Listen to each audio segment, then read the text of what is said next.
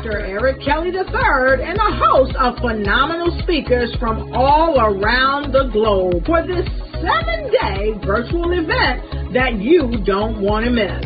The mission of the Black Business Expo is to raise scholarship money from kids all the way from high school all the way from college. The Black Business Olympics is one of the largest Black business showcases in the world. It is an opportunity for businesses and companies to showcase their businesses globally. We are going to be giving away laptops up to $5,000 away to students. Again, I'm Olivia Appleberry, the founder of 2 Cents Finance and one of the speakers for the expo. I am so excited to see you there. For more info, go to www.blackbusinessexpousa.com or call 919-308-9090 and hope to see you there.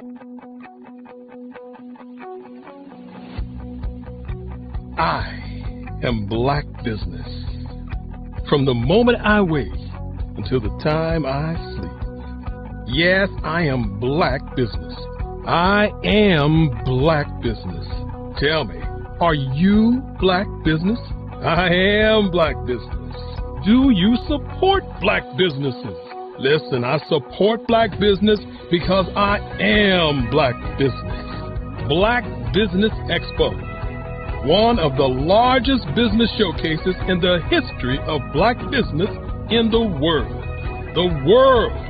Sign up today at www.blackbusinessexpousa.com or call 919-308-9090. I am Black Business. I am Black Business. From the moment I wake until the time I sleep, I am Black Business. I am Black Business. Are you Black Business? I am Black Business. Do you support Black businesses? I support Black business because I am Black Business. Black Business Expo, one of the largest business showcases in the history of Black America in North Carolina. Join Dr. Eric Kelly III and a host of phenomenal speakers from all around the globe for this 7-day virtual event that you don't want to miss. The mission of the Black Business Expo is to raise scholarship money from kids all the way from high school all the way from college. The Black Business Olympics is one of the largest Black business showcases in the world. It is an opportunity for businesses and companies to showcase their businesses globally. We are going to be giving away laptops up to $5,000 away to students. Again, I'm Olivia Appleberry, the founder of 2 Cents Finance and one of the speakers for the expo. I am so excited to see you there. For more info, go to www.blackbusinessexpousa.com or call 919-308-9090 and hope to see you there. I am Black Business. From the moment I wake until the time I sleep. Yes, I am Black Business. I am Black Business. Tell me, are you Black Business? Black Business Expo, one of the largest business showcases in the history of Black business in the world.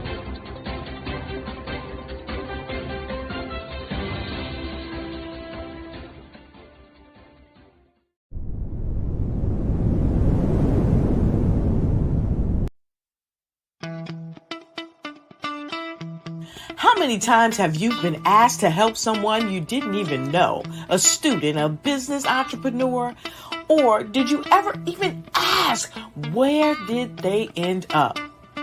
That business, that friend, that entrepreneur. Well, just maybe they ended up in a gang, bankrupt, homeless, or worse, dead. Maybe they turned to crime, drugs, and alcohol. Did you ever wonder, Did you destroy their dream, or was your life always so easy? At the Black Business Olympics, we started a movement to help students complete. Give them hope and foster success. Help them to leave their dreams of providing laptops, computers, and up to $5,000 in scholarship funds. Today, we ask you to help a student, a business owner, or an entrepreneur to realize their dream by sponsoring them, supporting them, and buying from them. Consider this. With $1.6 trillion in our Black community, we only ask for a small donation for our students, our businesses, and our entrepreneurs. And you can change a life today. So I ask you, what are you going to do? Sit on the sidelines and watch our students in high school be leaders, miss out on their dream from lack of resources? Or are you going to donate to the movement and change their future and yours as well? Give us a call today at 919-308-9090. Change their life by investing with action to the Black Business Olympic Fund. The Black Business Olympics, one of the largest business showcases of Black business in the history of the world.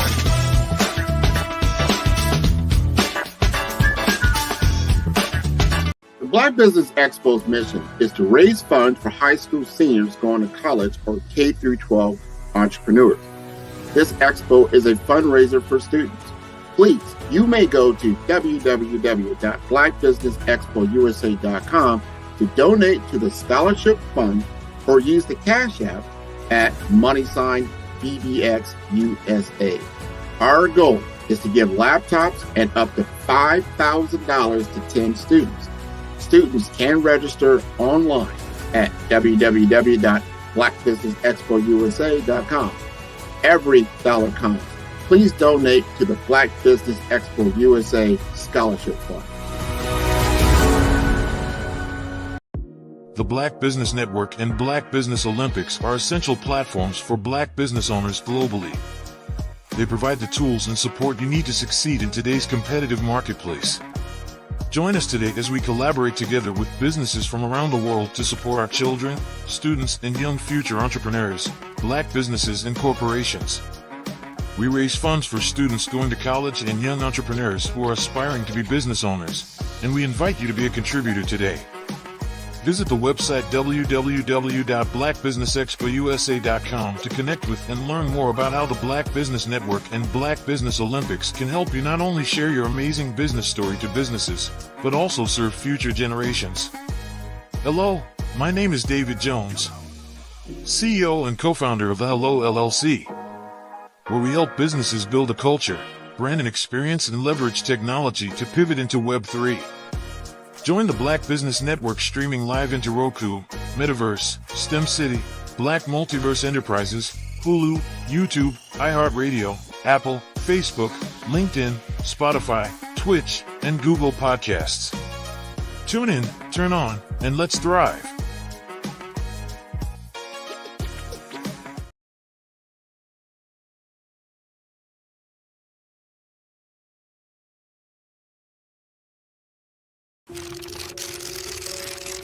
Bravery is not the absence of fear, but the ability to overcome it.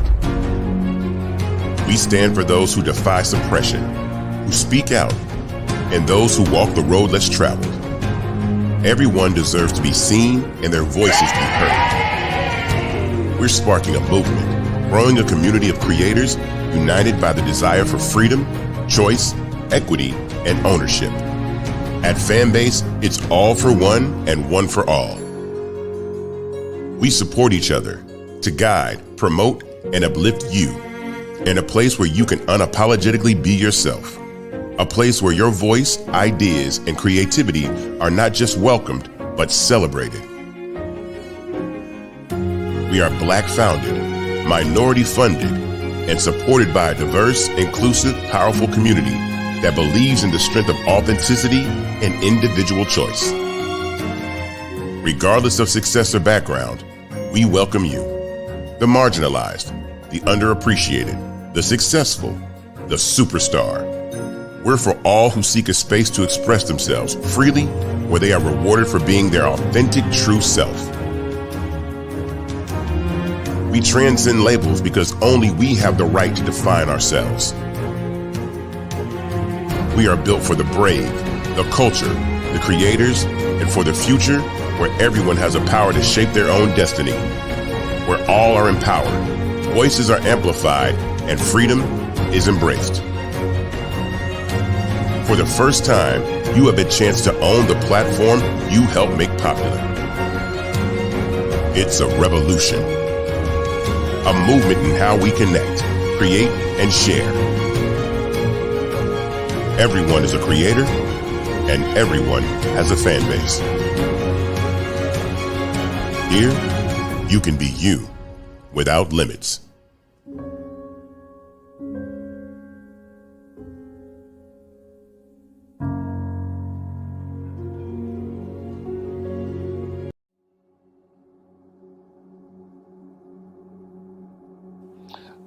I was born and raised in southeastern West Virginia, the coal fields. My father was an AME minister. For me, I was very fortunate. Even though I grew up in the segregated South, I was surrounded by flourishing Black businesses, doctors, lawyers, bankers, dentists.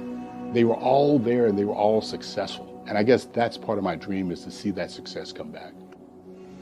My name is Joseph Simmons, and I am the founder of the Center for Micro-Entrepreneurial Training. We have this moment in time where we can change the trajectory of people.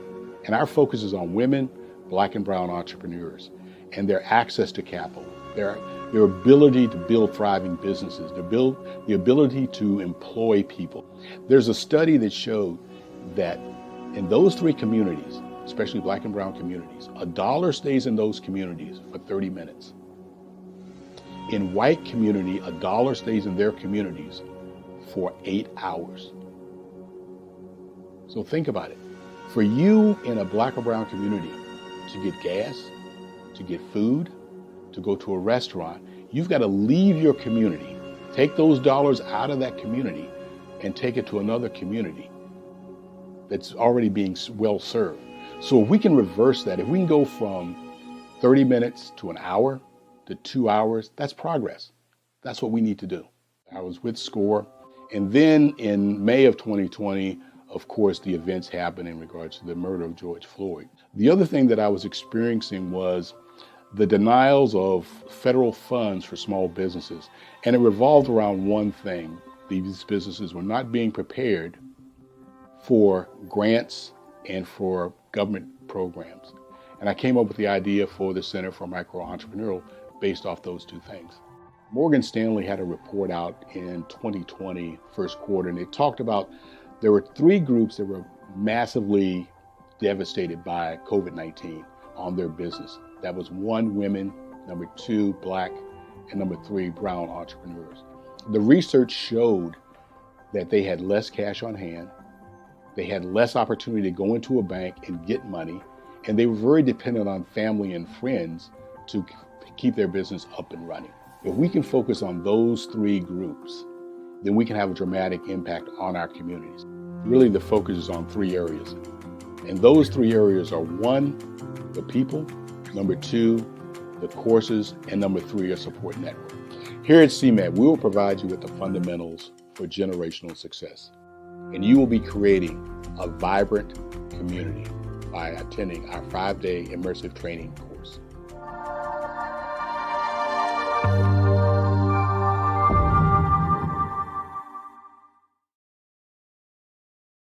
Absolutely. So our coaching program help people that have the lack of time, that lack strategies, and lack the confidence to go after their dream life. So we help them implement tools. We help them implement, I love to leave the inherited lack of finances or the education behind finances. But it wasn't until I lost my firstborn, my only son, that life changed for me. And where I was going after it all, living the corporate life, hitting my 6-figure income and living in my dream house with my dream man, driving my dream car. Wow. I nearly lost it all. Wow. when I lost my son. And so I realized it only takes one financial catastrophe that can change your entire life. That's what made me start All New Beginnings. Because no matter what's going on in life, there's a new beginning. And because of that, we develop a program called Wise Minded. My little slogan is, don't just dream it, let's live it. If they want to connect with you or work with you, what is the best ways for them to be able to do that? Well, for my social media guru, you can connect with me on every single social media platform as Tanya T. Miles.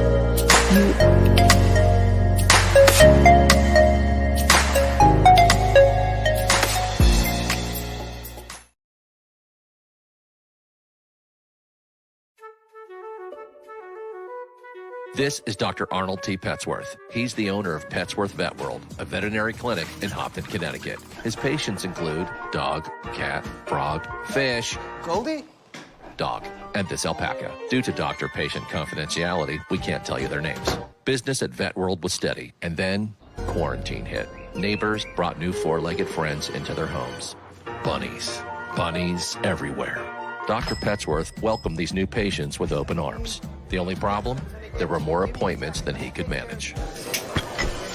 That's when Dr. Petsworth turned to his American Express business card, which offers spending potential that's built for his changing business needs. He decided to hire a new assistant, Julio, and with spending power built for business purchases, he used his card to furnish a new exam room. Together, Dr. Petsworth, Julio, and American Express Business made sure all the pets of Hopton got the love and care they deserve. And everyone was happy. Get the card built for business by American Express.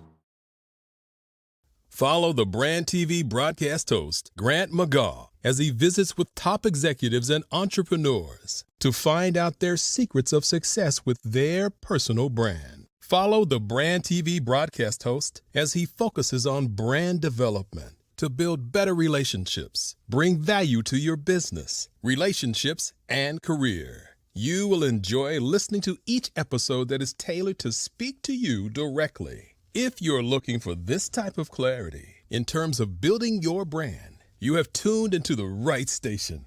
Each episode will help you to shape a conversation in the 5-star BDM network of 20,000 professionals and become a springboard for your corporate engagement and business opportunities. Each guest will frame their story in the areas of personal branding, business development, career development, financial empowerment, and technology innovation. Grant McGaugh explains why he is the CEO and owner of his own professional career. Grant is an accomplished business leader and entrepreneur who wants to give back to individuals to grow their personal brand strategy. Tune in as he weaves his story about new possibilities, while to you exceed expectations. If you love storytelling, this show will make for fun. I'm Ramon Gray, founder of Smart Hustle Magazine and smallbiztechnology.com.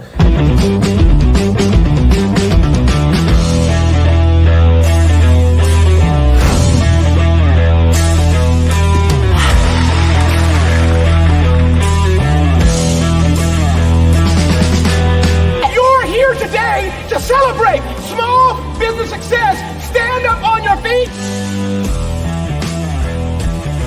You rocked the house. It was amazing. Didn't we learn? For me, success comes from failure. One thing not to do is shake somebody's hand like this.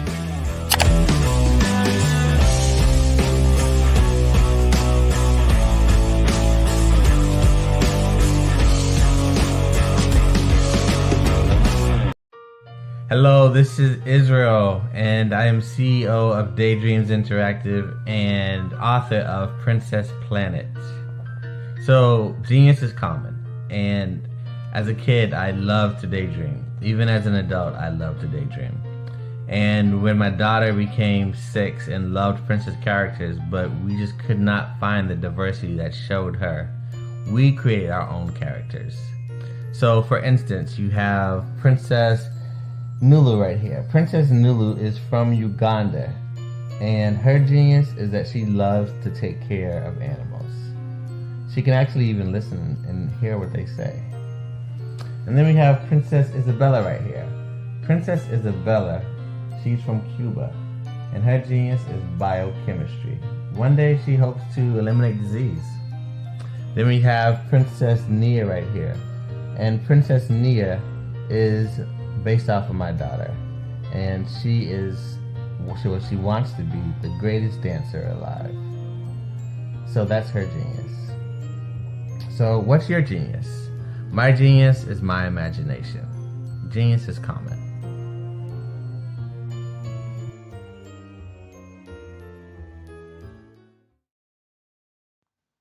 Genius is common. And my genius is nutritional strategy. I am Shawnee Smith, the owner and creator of Can Do Spice. Can Do Spice was created because I knew that adding herbal and mineral supplements to my diet did not have to be boring.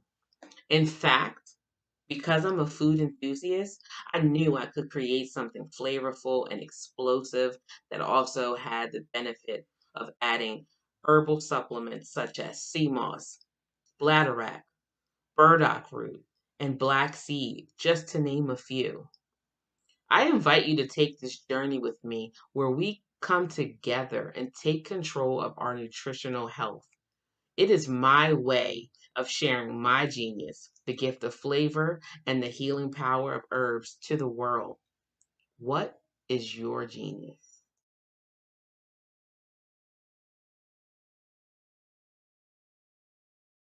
I'm Kennedy Harris. My genius is being an entrepreneur. I'm the CEO of K-Lock, a company where I develop my very own line of kids supplements. I currently market my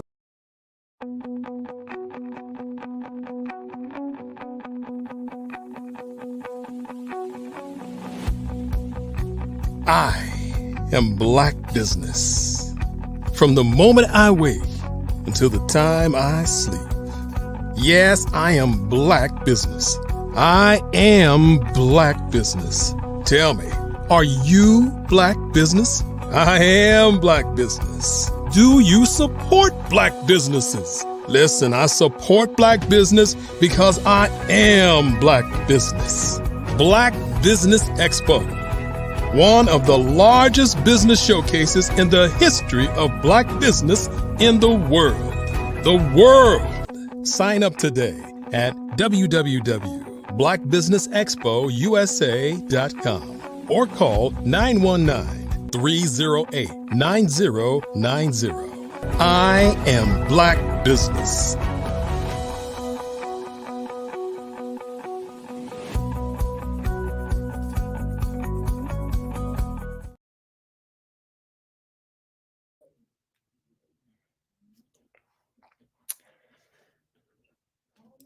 Good day, business owners, entrepreneurs, thought leaders, and corporations. Welcome to the Black Business Network. My name is Edith Nwosu. I will be your business moderator today for the afternoon for the Black Business Network. The Black Business Network is a 24-hour network showcasing Black businesses, Black business owners, entrepreneurs, and thought leaders around the world. We have speakers from North Carolina, London, Singapore, Africa, Japan, and cities around the US. The Black Business Network is a global community sharing their business knowledge to empower, inspire, and educate businesses about business. Now, today we have a guest, Dr. Emmy. He is a powerful motivational speaker, author, and advocate for youth empowerment. Born in Gaitherston, Texas, Doc's early life was marked by crime, leading to 3 prison sentences prior to the age of 29. His life changed after a transformative moment in prison when he turned to God, leading to a journey of redemption. Now, as the founder of The Close and Dream, he's dedicated to helping at-risk children through after-school and entrepreneurship programs. Now, with his story of the second chances, Doc he has inspired over 5,000 young people, proving that with faith and perseverance, anything is possible. So, without more time, let us present to you Dr. Eric Doc Emery. Hey, how you doing today? I'm doing well. How are you today? Oh, I'm blessed. All is well. I can't complain. Amen to that. Thank you for joining us. So, I have some questions that I'm going to ask you today. How are you feeling today? I'm blessed. Amen. All right. So, we're going to go ahead and get right into it. So, my first question for you is, Doc, your journey from life in prison to one of empowerment is truly remarkable. Can you share with us today your key moments that led you to embrace change and seek a life of purpose? Yeah, so by the age of 17, I actually had two girls pregnant at the same time, right? And so I had kids at a very early age. And so when I started getting in trouble, they were still very young. And then as I went to my last stint in prison, they were growing up. And two of my sons I knew didn't come from the same background as I came from. They didn't come from the streets. And so that was actually my motivating factor for changing, because I wanted to show my sons something different than all the other elder men showed me coming up. So I decided that for my kids to see something different, then I needed to be the generational curse breaker for my family. Such a powerful answer. Thank you for sharing that. So I have another question. My next question for you is, as you mentioned, the significant role of Terry Millikan played in your transformation. How important do you believe mentorship is for at-risk youth?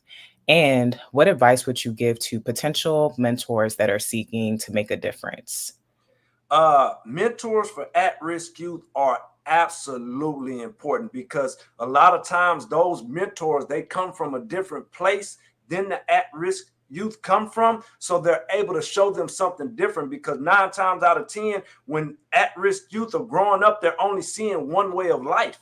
And so when you get this mentor who has a whole different aspect of life to show them that, hey, listen, this could be different. You just have to want to do something different. So I think mentors are absolutely important. And if I could say anything to the mentors, I would say, hey, man, listen, get to know the kid as who they are and where they come from. Because if they know that you care, they don't know how much you care until they don't care how much you know until they know how much you care. So actually get to know them. And they may upset you because they're not changing as quick as you want them to change.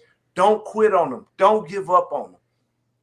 Wonderful answer. And just wanted to highlight your response as well. Don't quit. Don't give up on the youth. You know, we all come from very powerful backgrounds, whether it's crime, whether it's trauma, whatever it is. Don't give up and be patient. That's something that's very important that you highlighted as well. Be patient with the youth. Sometimes they need to be patient with us, and, you know, giving them the opportunity to feel comfortable, have a safe place to, you know, share the things that they went through definitely helps in the developmental process. So thank you for sharing that. So my next question for you today is, what were some of the biggest barriers you faced in your journey towards redemption, and how did you overcome them? So some of the biggest barriers that I faced was me still having to live in the same environment that had me entrapped, being around the same people, watching the same things going on, and realizing that if I want something different, then I have to do something different. But sometimes it's hard to do anything different when all you see around you is what you've always saw. And so one of the things that really truly helped me is I started deciding that I had to stop being selfish to my kids and start actually learning that if I want something different, I got to seek out different ways, even if it looked like, you know, I've never did this, I've never tried this, so maybe this can work. So I had to figure out that, hey, it may be hard, but if it was easy, everybody would be doing it. Great answer. If it was easy, everybody would be doing it, right? You know, life, it's a blessing, but it's a challenge. So that everything that you just mentioned is something that I believe a lot that are tuning in our program today can relate to. Sometimes you're not able to easily change your environment. So if that's the case, what's your mindset behind it? What's your strategy? How's your faith?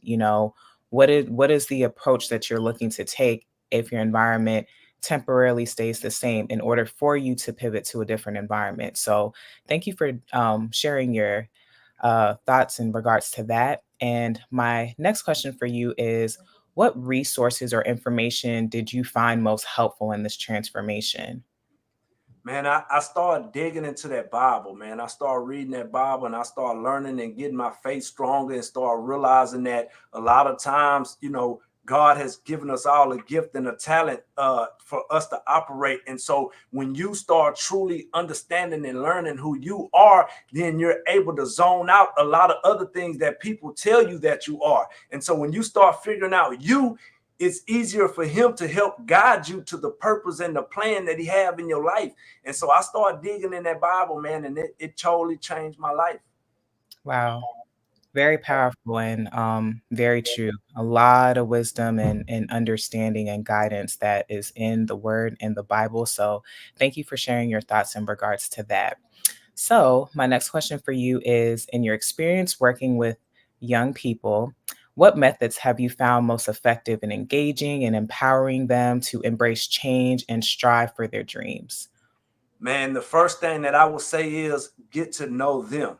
Don't just look at the surface of who they say people say they are. Get to know them as a person. Get down to the root cause and understand why they do what they do, why they think the way that they think, and then get in and first love on them. Before you can try to discipline them, teach them, or do any of that, you got to love on them and show them, man, I understand it don't matter where you come from, what you've been through, color your skin, last name. I just want to love on you because I understand the hurt that you may be going through. And then you just got to inspire them to let them know that you can do anything you put your mind to. Your mind is so powerful. You just have to understand how powerful it is. And once you figure out what you want to do, you got to go at it with everything you got and do not quit. Don't let people who come before you tell you what can't be done simply because they couldn't do it. You got to figure it out. You got to chase your dreams and realize at the end of the day, the only way that you can lose is if you quit.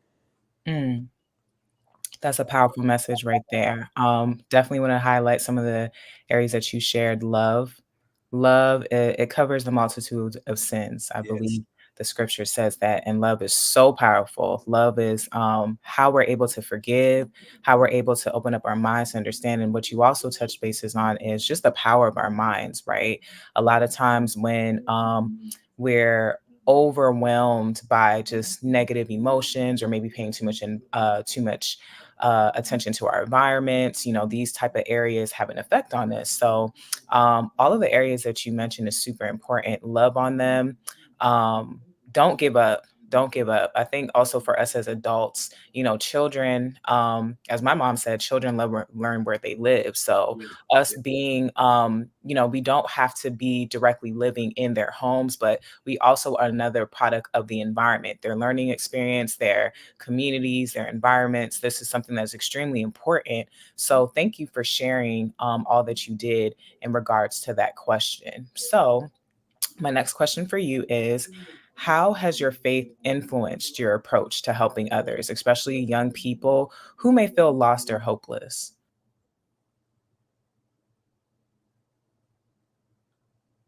You cut out.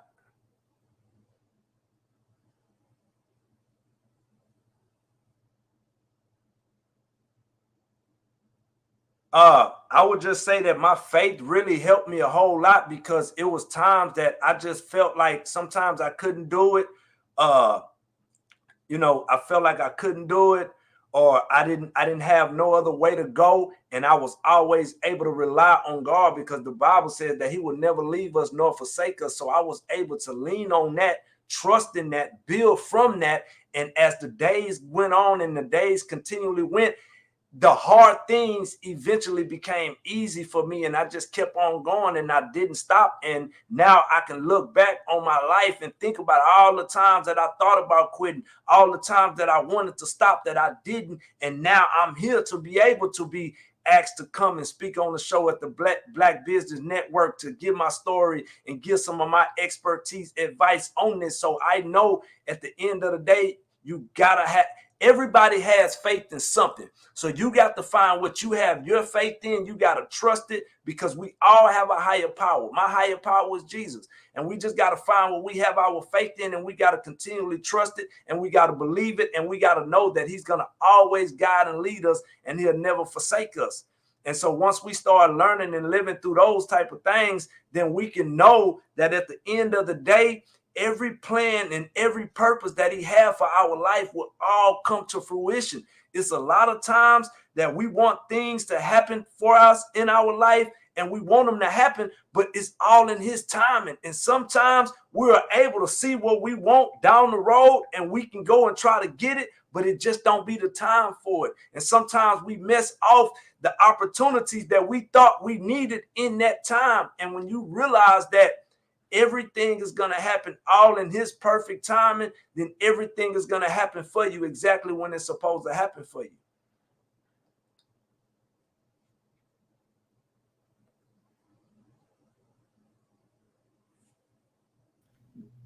Yes, thank you so much for your answer. So I just wanted to get into the next question for you.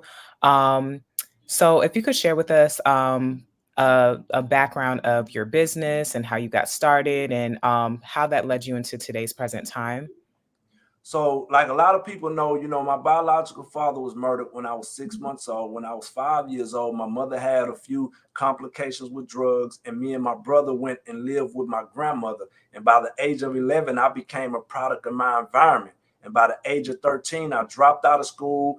I thought I was going to rap, smoke weed, and hustle for the rest of my life. And by the age of 17, I had 2 girls pregnant. By the age of 21, I was already on my first trip to prison. And by the age of 28, I was sitting in prison for the 3rd time, cleaning up hog mess as a job. And I can just remember getting my parole denied and asking God, like, if you real, like everybody say that you are real, then you will get me out of this.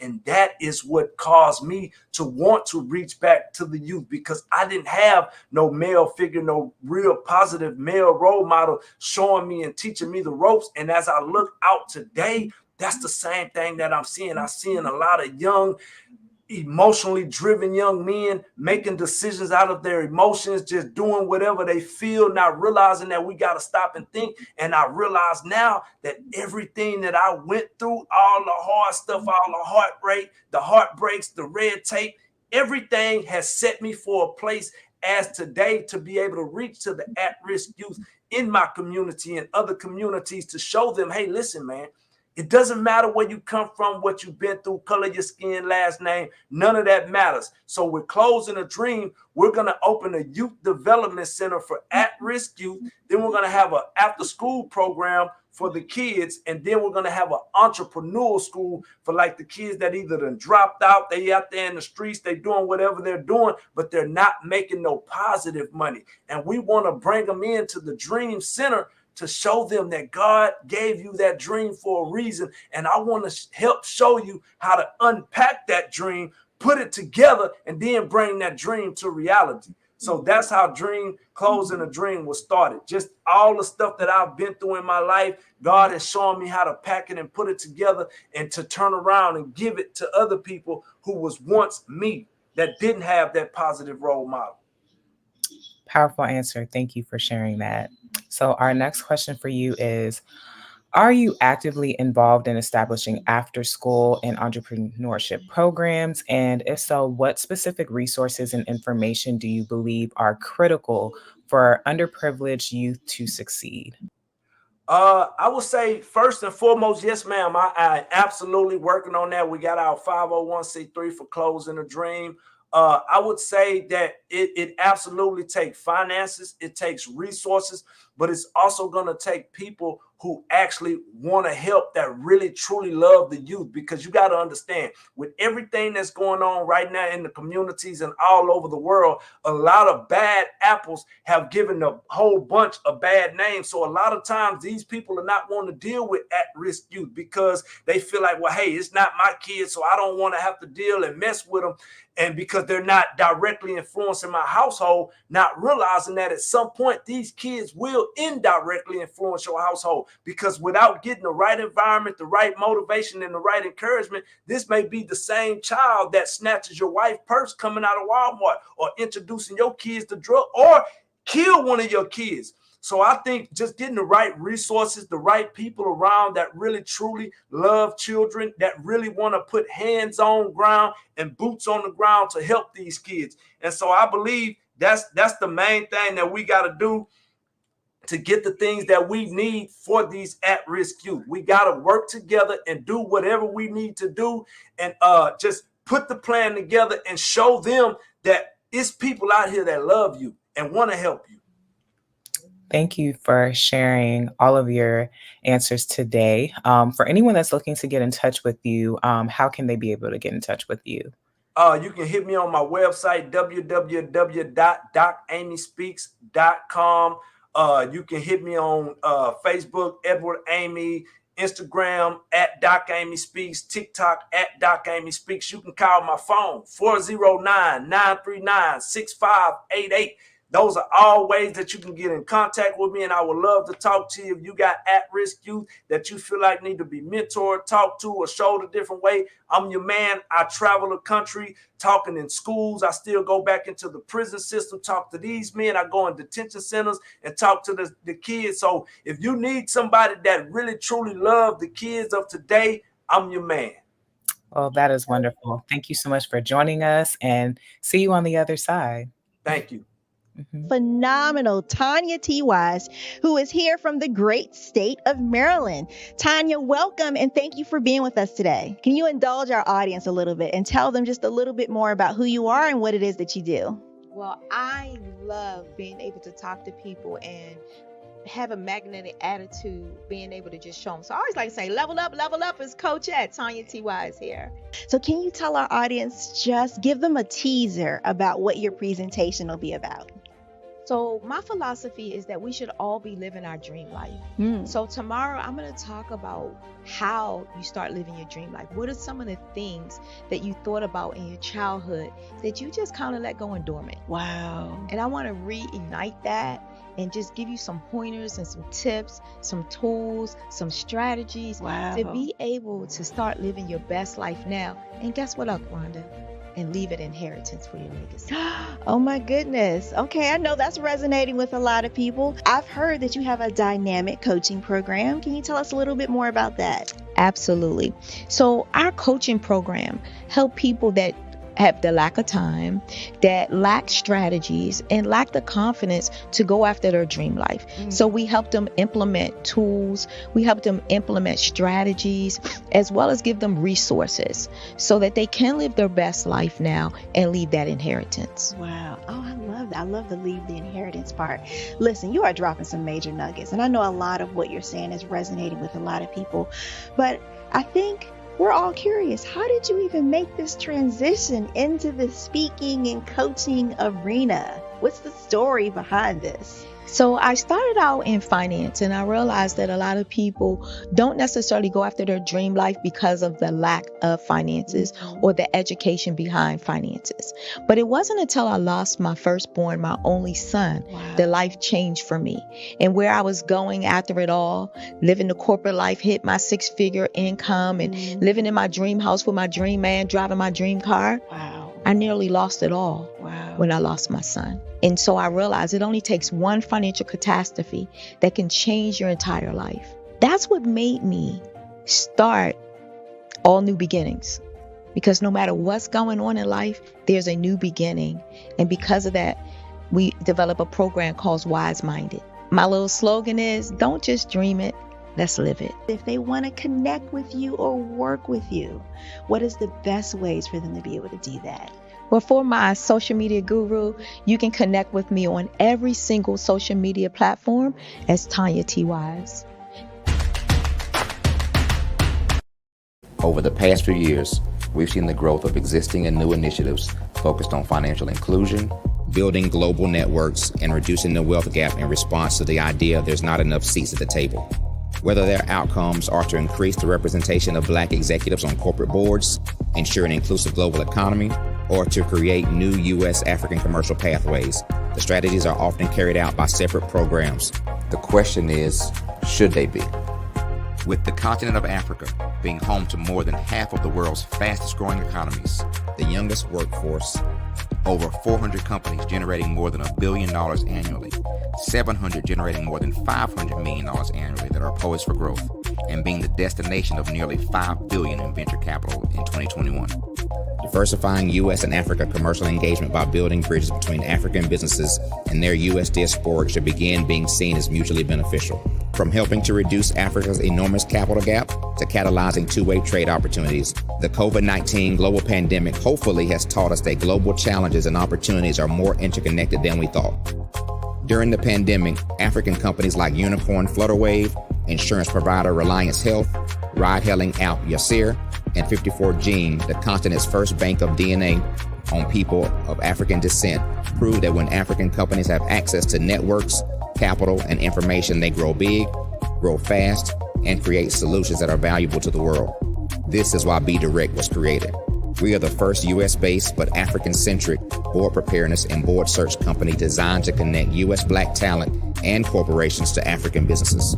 Unique and fundamental to Be Direct's success is our process of helping board candidates adapt their experience and networks to an African context before they're connected to high-growth companies that are looking to locally and globally scale.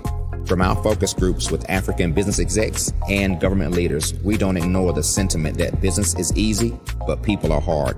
Having a pool of board candidates with hard-to-access networks and extensive experience across the business lifecycle, including successfully raising capital, is table stakes for an initiative like this.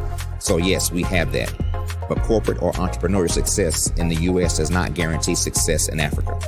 Developed alongside industry partners on the continent, our training program, Be Direct Prep, is designed to transpose their experience to create cultural comfort, understanding, and a commitment to helping businesses in Africa scale. Our board governance sessions are African, continental, and country-specific, integrated with cultural awareness and dexterity training, masterclasses led by African industry execs, and mentoring and coaching from African continental-based facilitators. But even more unique to Be Direct Prep, we cap off our training program with an immersion trip to help candidates that have not been to Africa before see and feel Africa's complexity and opportunity from African soil. We all know traditional network-based board placement has historically left a lot of us out of ever really being in the paid board pipeline.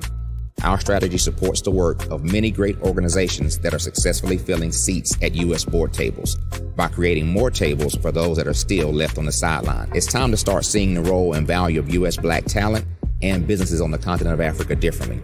Old perceptions and habits limit economic inclusion. Let's transition Black talent and the African businesses they will support from the periphery of the global economy to its core. Living in a global lockdown, we all know now how fast local and global economies can change, and see the value of having businesses that hire, strengthen local value chains, and even grow globally. Status quo in any form holds back progress. We must democratize U.S.-Africa commercial engagement by socially and economically connecting cultures that have long been disconnected. It's time for Africa's U.S. diaspora to redefine their global value by helping African businesses scale continentally and globally.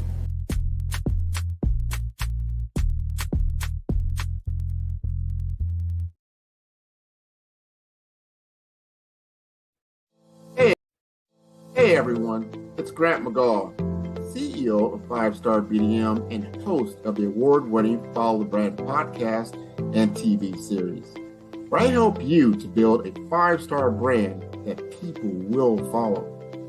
My genius is personal brand development through intelligent communication and helping you achieve your business and career goals. I am a requested speaker on digital technology and brand development issues. I want to work with you to increase the value of your current opportunities while attracting new ones. Every one of you is unique, and we all share challenges that can be addressed through smart branding. As a super connector, I work with you as an executive coach to guide you along the complicated business and career development road, providing the enhancement tools and information you need to succeed. So Together, I will help you succeed in today's challenging business climate. I will evaluate and measure your progress. Best of all, I am right alongside you every step of the way. Build the brand called you. Genius is common.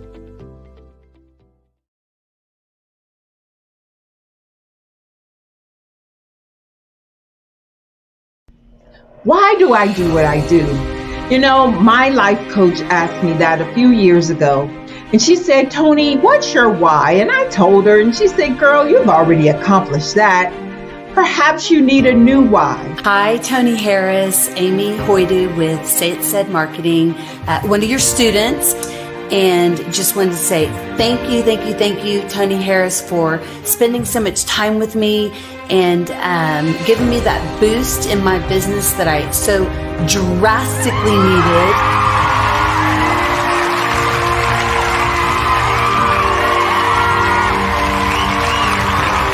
My why is to touch, move, and inspire my clients to take drastic steps to be better than they were before they met me. I'm a resource. I'm a connector. I want to help people build deeper relationships that are beneficial to their life and business. That's what I do best. So, first thing you got to do is show up. And speaking is a way to magnetically attract your ideal client to you. How many of you use social media that way?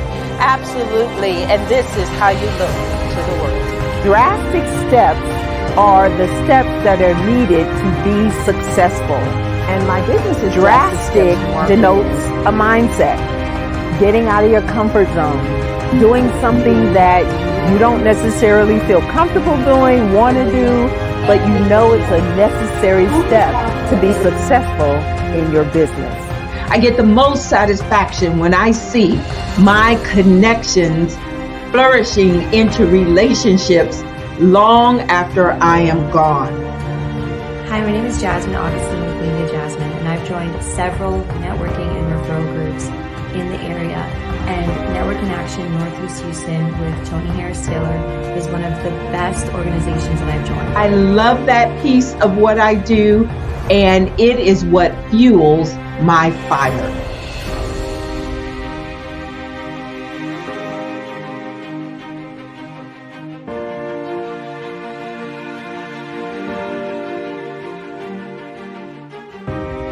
My name is Tony Harris Taylor, saying take a drastic step today for a fantastic tomorrow.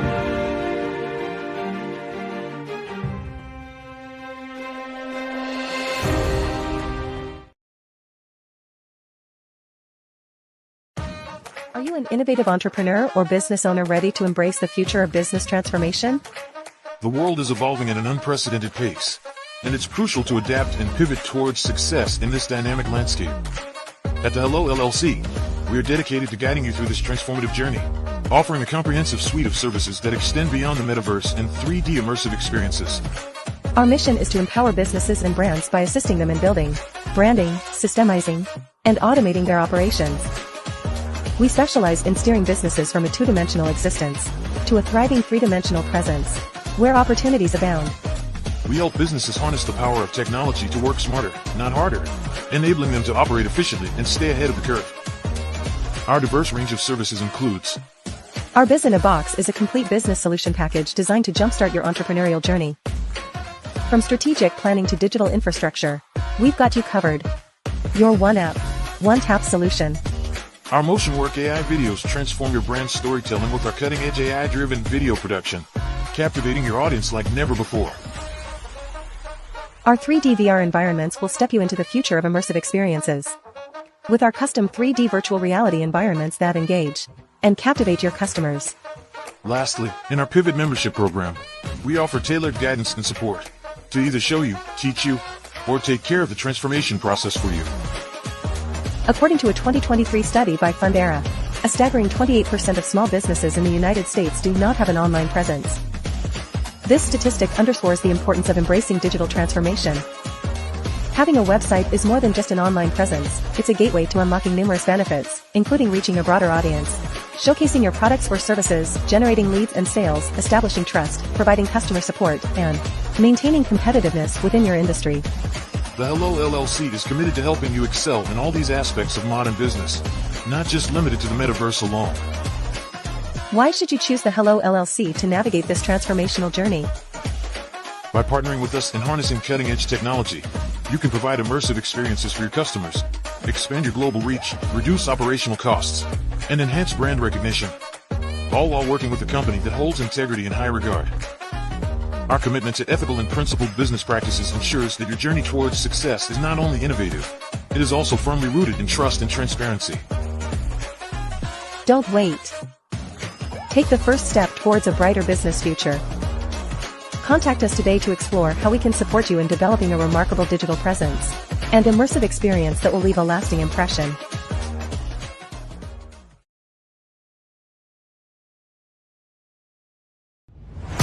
Social media is evolving. It's more vibrant, more colorful, more energetic, and so are you. It's not just photos anymore. It's video, it's audio, it's subscriptions. And now there's Fanbase, a new monetized social network. Fanbase delivers the complete native app experience with full content monetization for every user. No algorithms that shadow ban your engagement or growth, and no ads. Follow anyone for free and subscribe directly to your favorite creators for $4.99 a month. Plus, show some love by tipping on any post. Also, make a Fanbase page and monetize your content the same way. Finally, connect with your followers by posting the amazing content you already create. And now, get paid for it. It's time to energize and monetize, because everyone's a fan of something and everyone has a fan base.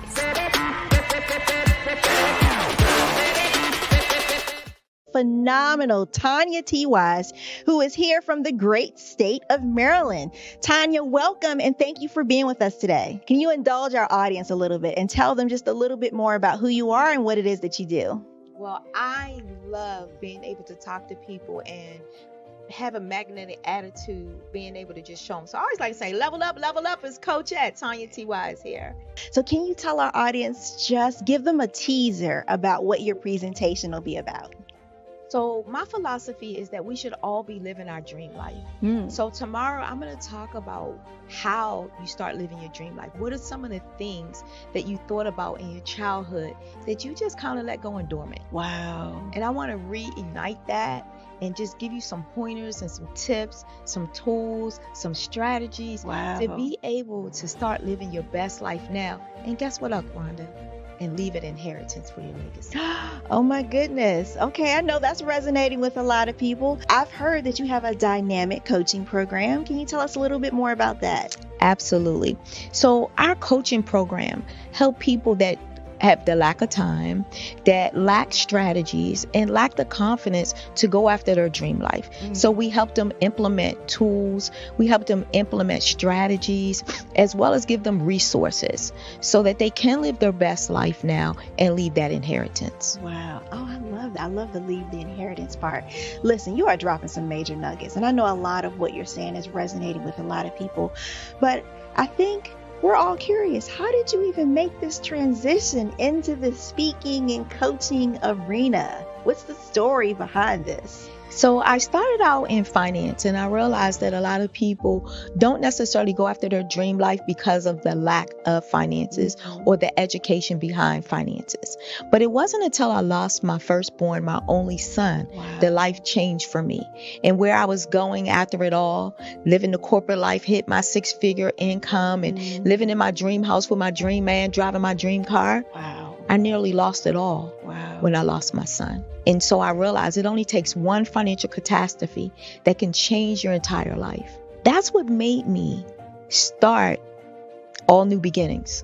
Because no matter what's going on in life, there's a new beginning. And because of that, we develop a program called Wise Minded. My little slogan is, don't just dream it, let's live it. If they want to connect with you or work with you, what is the best ways for them to be able to do that? Well, for my social media guru, you can connect with me on every single social media platform as Tanya T. Wise.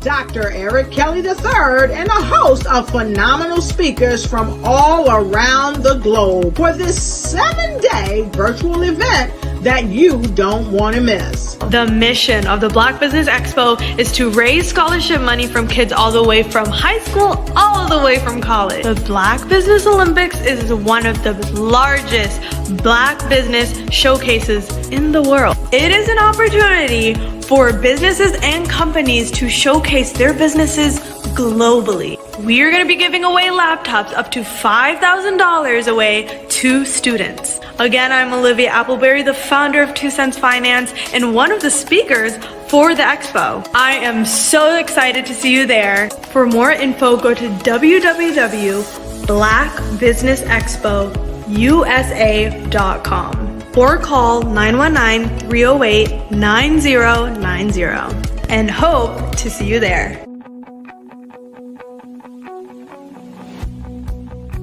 I am Black Business. From the moment I wake until the time I sleep. Yes, I am Black Business.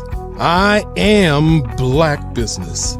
Tell me, are you Black Business? I am Black Business. Do you support Black businesses? Listen, I support Black business because I am Black Business.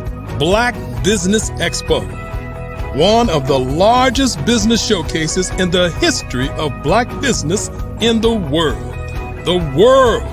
Sign up today at www.blackbusinessexpousa.com or call 919-308-9090. I am Black Business. I am Black Business. From the moment I wake until the time I sleep, I am Black Business. I am Black Business. Are you Black Business? I am Black Business. Do you support Black businesses? I support Black business because I am Black business. Black Business Expo, one of the largest business showcases in the history of Black America in North Carolina. Sign up today at www.blackbusinessexpousa.com or call 919-380-9090. I am Black Business. I am Black Business. From the moment I wake until the time I sleep, I am Black Business. I am Black Business. Are you Black Business? I am Black Business. Do you support Black businesses? I support Black business because I am Black business. Black Business Expo, one of the largest business showcases in the history of Black America in North Carolina. Sign up today at www.blackbusinessexpousa.com or call 919-380-9090. I am Black Business. I am Black Business. From the moment I wake until the time I sleep, I am Black Business. I am Black Business. Are you Black Business? I am Black Business. Do you support Black businesses? I support Black business because I am Black business.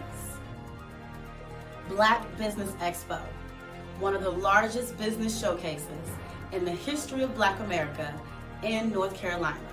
Sign up today.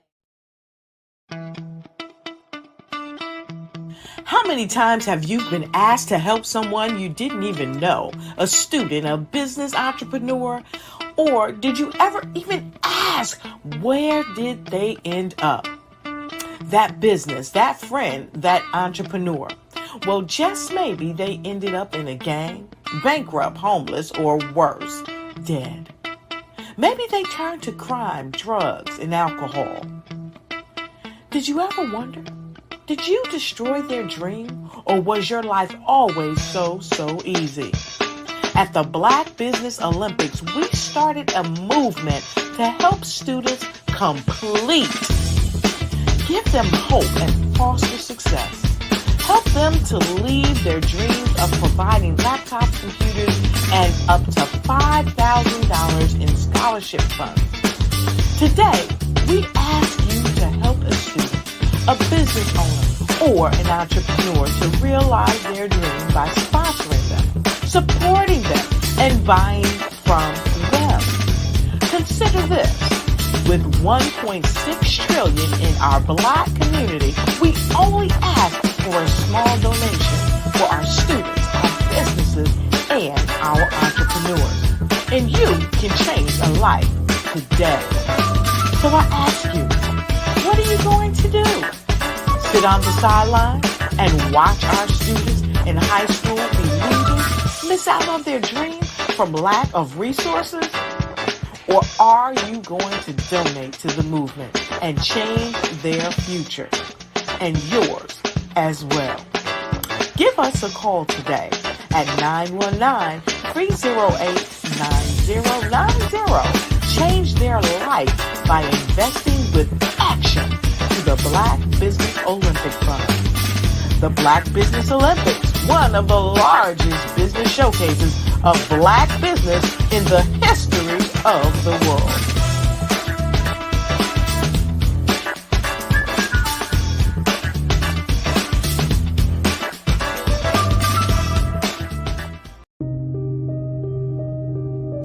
The Black Business Expo is changing my life.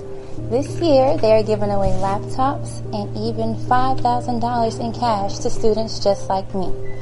I'm Alexis, and I want to go to college to fulfill my dream of becoming an entrepreneur. Help the Black Business Expo going to www.blackbusinessexpousa.com and also becoming a vendor, a sponsor, or donating.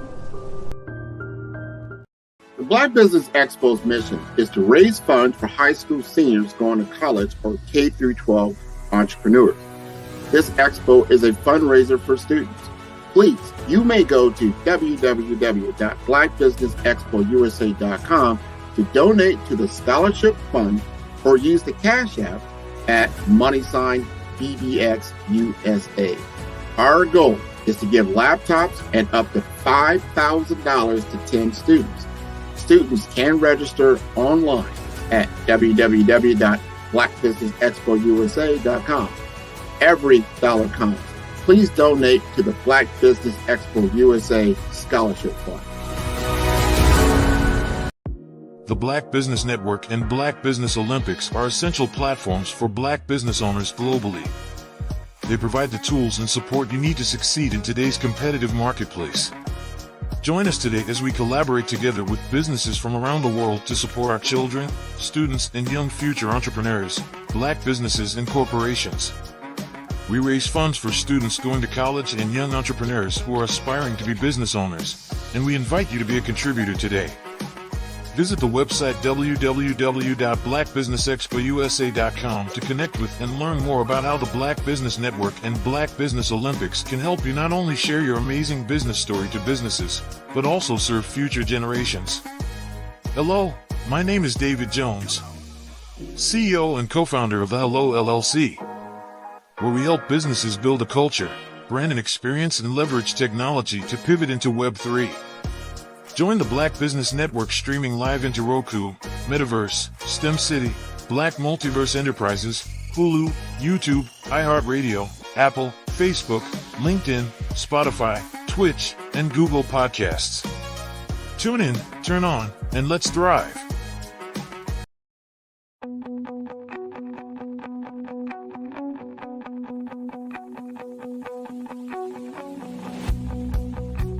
I am Black Business. From the moment I wake until the time I sleep. Yes, I am Black Business. I am Black Business. Tell me, are you Black Business? I am Black Business. Do you support Black businesses? Listen, I support Black business because I am Black Business. Black Business Expo, one of the largest business showcases in the history of Black business in the world. The world! Sign up today at www.blackbusinessexpousa.com or call 919-308-9090. I am Black Business.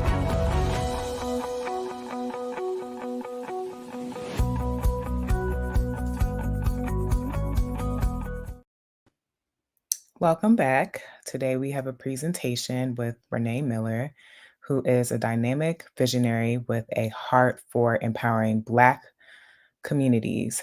As the founder and CEO of Did you know that approximately 333.34 million businesses exist today, according to a report from 2021? And you may be one of those businesses, or maybe you're not in the business market yet, but you're aspiring to be a business owner. Well, guess what? You're in the right place at the right time. Because let's face it, everything is about timing and opportunity. Hi, my name is Dr. Lotus Richey, and I'm the CEO and founder of the Lotus Richey Coaching and Consulting LLC, along with the Lotus Richey Ignite Show. 15 minutes of success with Dr. Lotus Richey, as well as books to boom your business and bring who you are.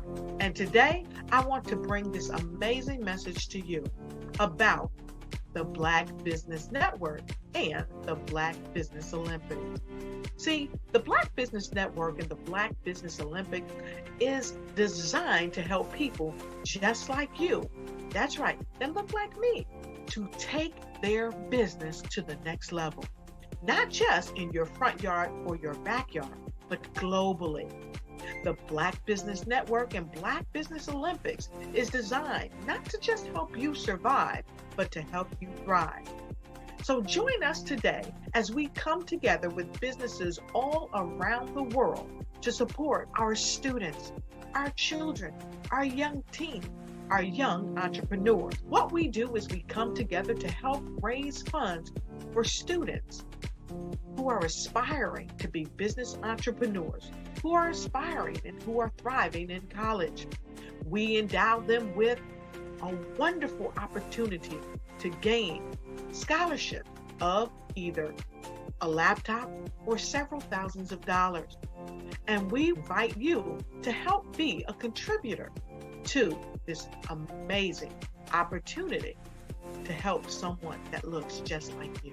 So join us today at our website and let us connect with you and help you ignite and take flight in every area of your life on the Black Business Network and the Black Business Olympics. I'll see you on the other side.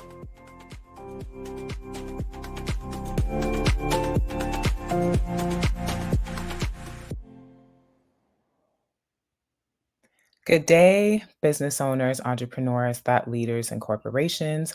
Welcome to the Black Business Network. My name is Edith. I am your Black Business moderator for this afternoon on the Black Business Network. So, the Black Business Network is a 24-hour Black business network showcasing Black businesses, Black business owners, entrepreneurs, and thought leaders worldwide.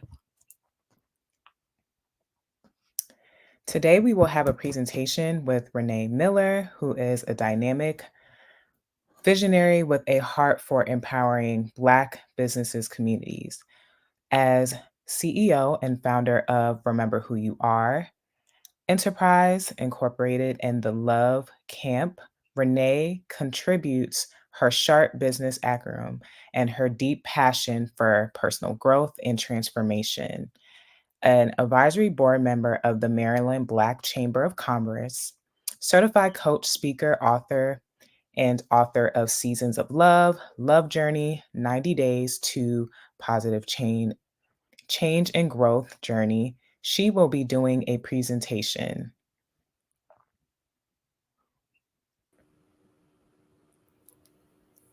Hi. Hello, how are you today? I am fabulous. Can you hear me okay? Yes, ma'am. Wonderful. Thanks for having me. Yes, welcome. Thank you. All right. So it is so wonderful to be here with you, beautiful folks. My name is Renee Miller, as the moderator shared. And today I'm going to share with you through the lens of a love coach as well as a trainer, the correlation between entrepreneurship and how it connects to passion and purpose using the Love Camp 7 Factors of Love. See, on a regular basis, I am on an everyday basis speaking to Black men and women about the power and purpose of love. But since you guys are entrepreneurs, I thought I would take our exclusive system that we use to help others connect more with their love relationships and show you how it connects to entrepreneurship, because these are universal principles. And when you know how to use them effectively, you find that you can get the results you're looking for.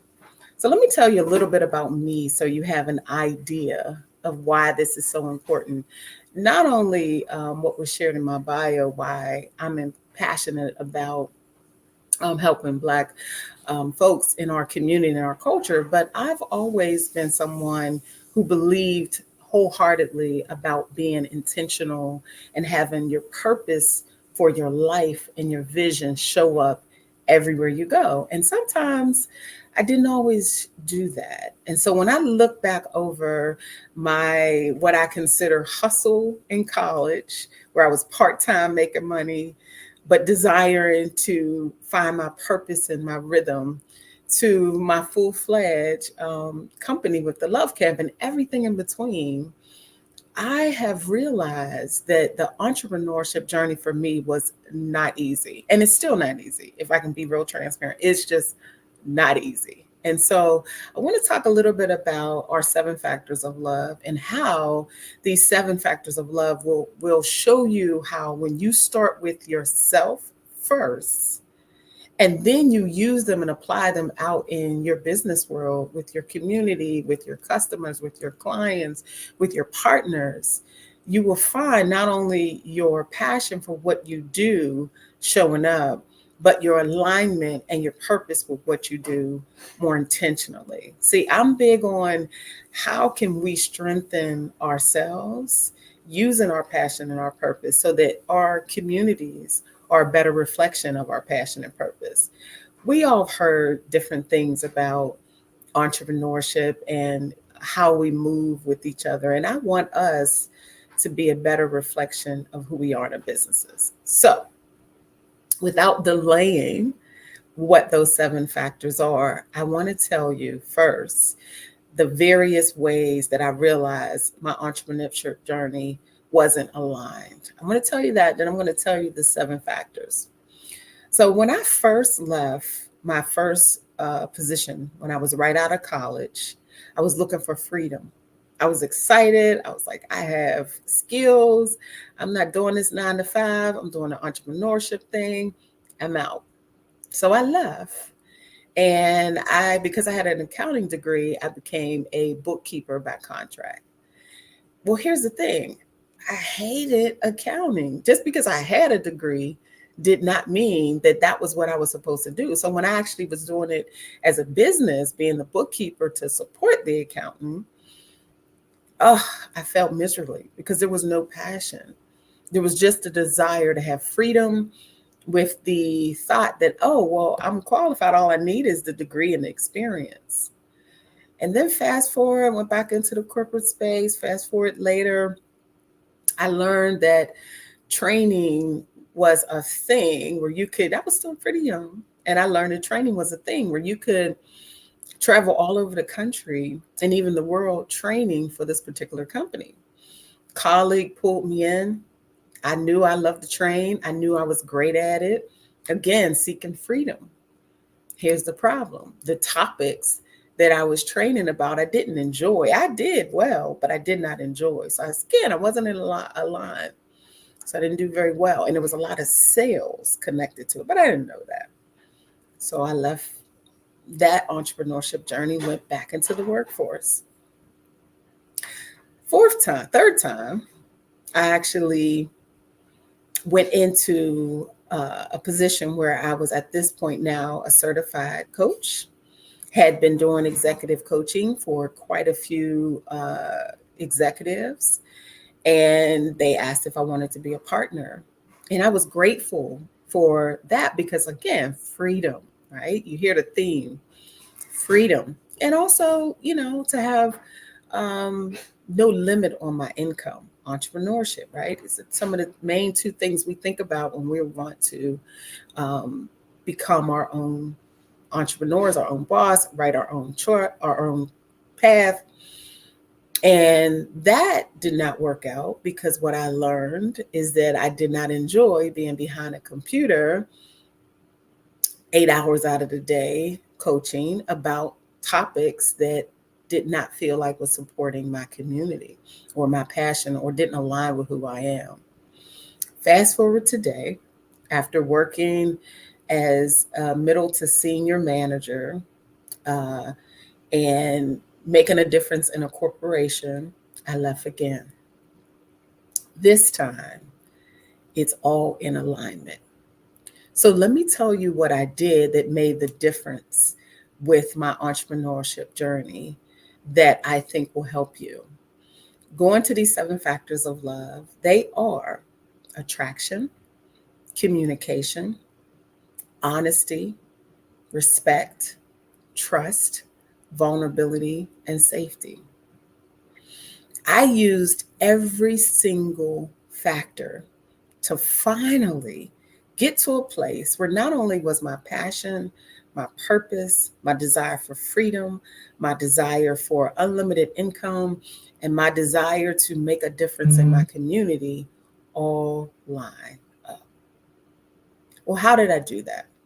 Now, remember I said I'm a coach. So today you're going to get a little coaching on the side because you're going to get some of the questions that I want you to think about. And I know that the Black Business Network has a mixture of entrepreneurs, some that are very seasoned, some that are startup, and everything in between. But I still want you to use these 7 factors of love because they are applicable. Like I said earlier, they're universal. So let me tell you the first one. When we think about attraction, I want you to think about attraction as a skill. And when I say a skill, I want you to think about just similar to how we are when we want to get healthy relationships. I want you to think about what is a healthy attraction for me, whether it's the actual products and services that I provide. When I say healthy, I'm really using the word will get me to where I want to be, is aligned with my values, is aligned with where I see myself going. And I want you to also think about attraction from the perspective of alignment with potential business partners. One of the things that gets me super excited when I think about living my purpose is living it collaboratively. Way too often we think that we have to do everything alone. Many of us have that as a default mechanism.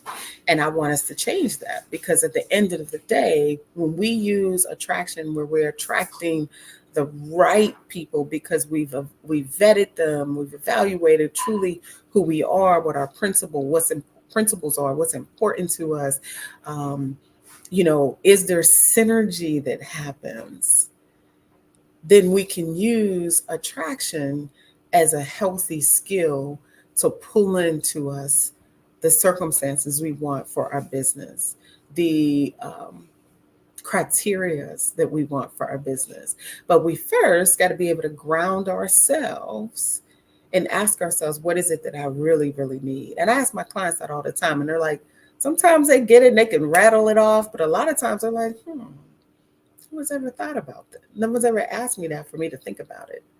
And so today I'm asking you, as we look at the first principle, what do you need that you would like to attract to your business? And before you even If you're in your early stages of your business, I want to invite you to look at what do you need to do for your understanding that would attract you to the right circumstance that would allow you to start the right product, the right service. I'll be honest with you, when I first started my first business, I was just like, I just want freedom. So I didn't do a deep dive about what really was the thing that I should have been attracted to start our business journey, the thing that I should have implemented as part of the journey.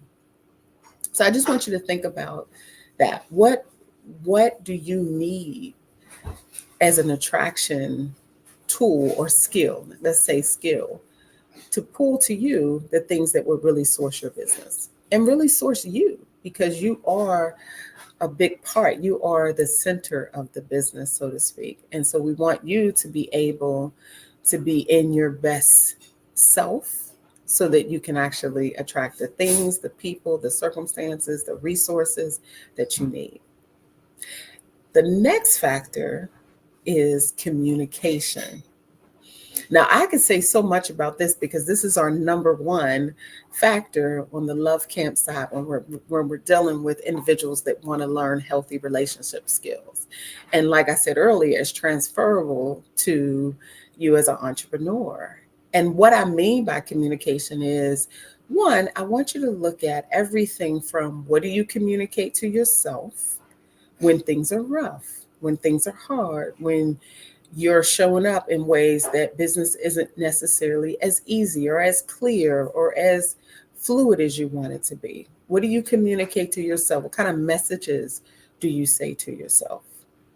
But now, once you are clear that, nah, I'm pretty good. I spend time fueling my mind. I have healthy morning practices. I make sure that I speak life and love over my business and my partners. Beautiful.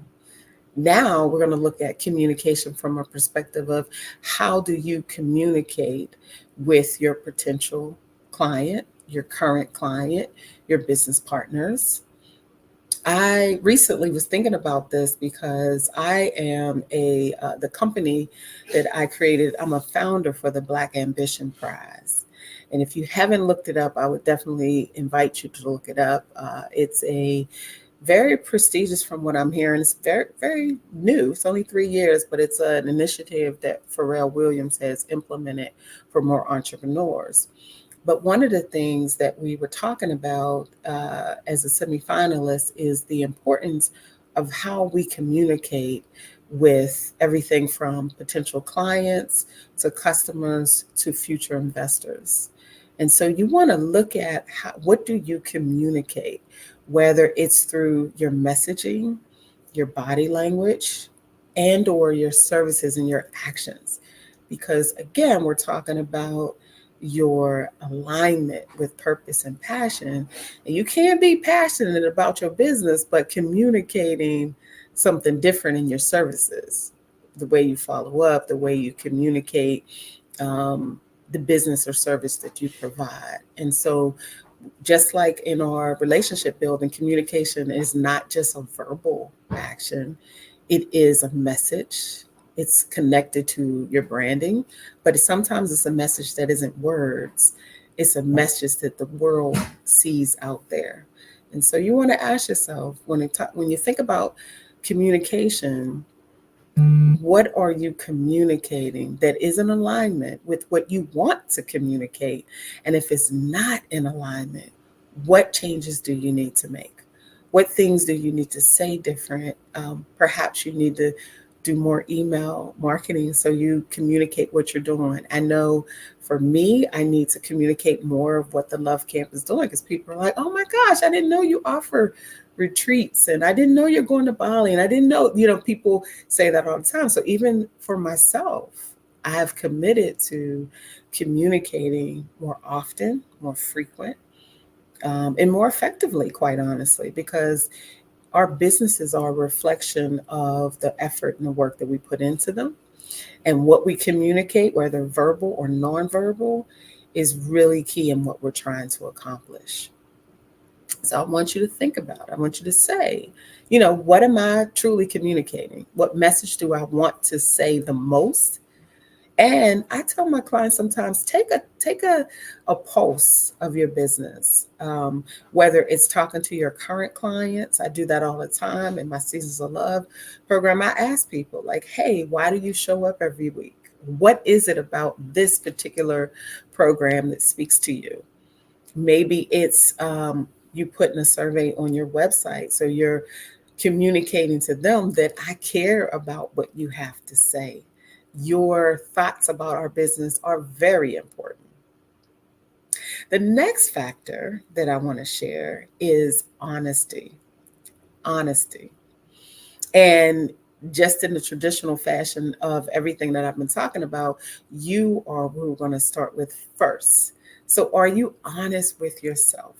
Are you someone who is honest enough to look at everything from the business you have, your commitment to the business, your challenges, any false narratives, things that you're doing that has been brought to your attention that doesn't serve the direction you say you want to go, but are you acknowledging it? But honesty with yourself first, being willing to say, these are things that work and these are things that don't work. This is where my strengths are and this is where my weaknesses are. And being willing to take stock so that you can do something different. And once you've done the work with yourself as an entrepreneur and you've got to been clear on your view of how you show up with your honesty, now the question becomes, what do your clients see? Are you integral? Are you in alignment with who you say your company is? Do you provide the services or products that align with your messaging? You've communicated that you are this, but is your honesty in how you show up as a provider of a product or service in alignment? And I will tell you, I think one of the hardest things for us sometimes is it's not to be honest, because I would not say that, but I would say to be able to see behind the shadows sometimes and to remove any ego or any false narratives about what we say or what we do or what we think about our business or even what we think about the directions we're going. The idea is that we have to be able to take a hard look, and part of being honest with ourselves is also being able to be honest with the client and the customer in our business practices and in our transparency. It is important, and it does allow folks to put more stake in your business. And that leads me to another factor. I'm going to skip over respect for a second because I want to talk a little bit about trust. The thing that I've realized, and we're no strangers to this, many of us do not trust Black businesses. Many of us, I'll say that again, I've heard it over and over again, we don't trust Black businesses. Now, I love that Black Business Network exists. I love it because at the end of the day, we do have to learn how to trust Black businesses. But in order to trust Black businesses, we have to be able to understand what aspects of myself do I not trust. And when I see someone that looks like me or has a business like me, what does that call forth? What does that trigger about myself that I haven't resolved? And some of it is generational. Some of it is so deep embedded in us that it gets in the way. However, some of it also requires us to going back to that honesty aspect and look at where we need to strengthen our business, to be in alignment with our passion and our purpose that we want to give to the community. We can't do it in a manner that pushes our potential customers away. And I get it. Many of us are in our genius. We're doing our service the way we do it all the time. We're practitioners. But part of being an effective entrepreneur, a powerful entrepreneur, an impactful entrepreneur, a lasting entrepreneur, because Black businesses go out of business faster than any other demographics. We want to make sure that we can earn the trust of our community, of our client. And the way that we do that is making sure that we are trustworthy, making sure that we have done the things that will allow us to see where we fall short. And that's not me being critical, because I love and support Black business. I wouldn't have it any other way. I love and support Black business, but I also know that there is room for us to take a hard look. Now, let's be clear. Part of why we're also not able to be as trustworthy, some of it is what we have to work on within ourselves. And some of it is because we also need to look at how do we solve some of the problems that Black businesses have that other groups do not have, whether it's limited resources and capital or resources. Sometimes it's we're great at a certain skill. That's what we bring to the business, but we're not so great at the business acumen. I'll be the first to tell you, I am a proponent of surrounding myself around people that are smarter than me, that know what they're doing, that can give the services that I just don't know how to do. And so I'm encouraging us today to look at, is there any aspect of your business that makes your company, your services not trustworthy? And because these 7 factors are connected, are there things you're communicating that support you not being trustworthy? And are there areas within you that trust is lacking, so you can't even allow yourself to find resource partners that will show up for you?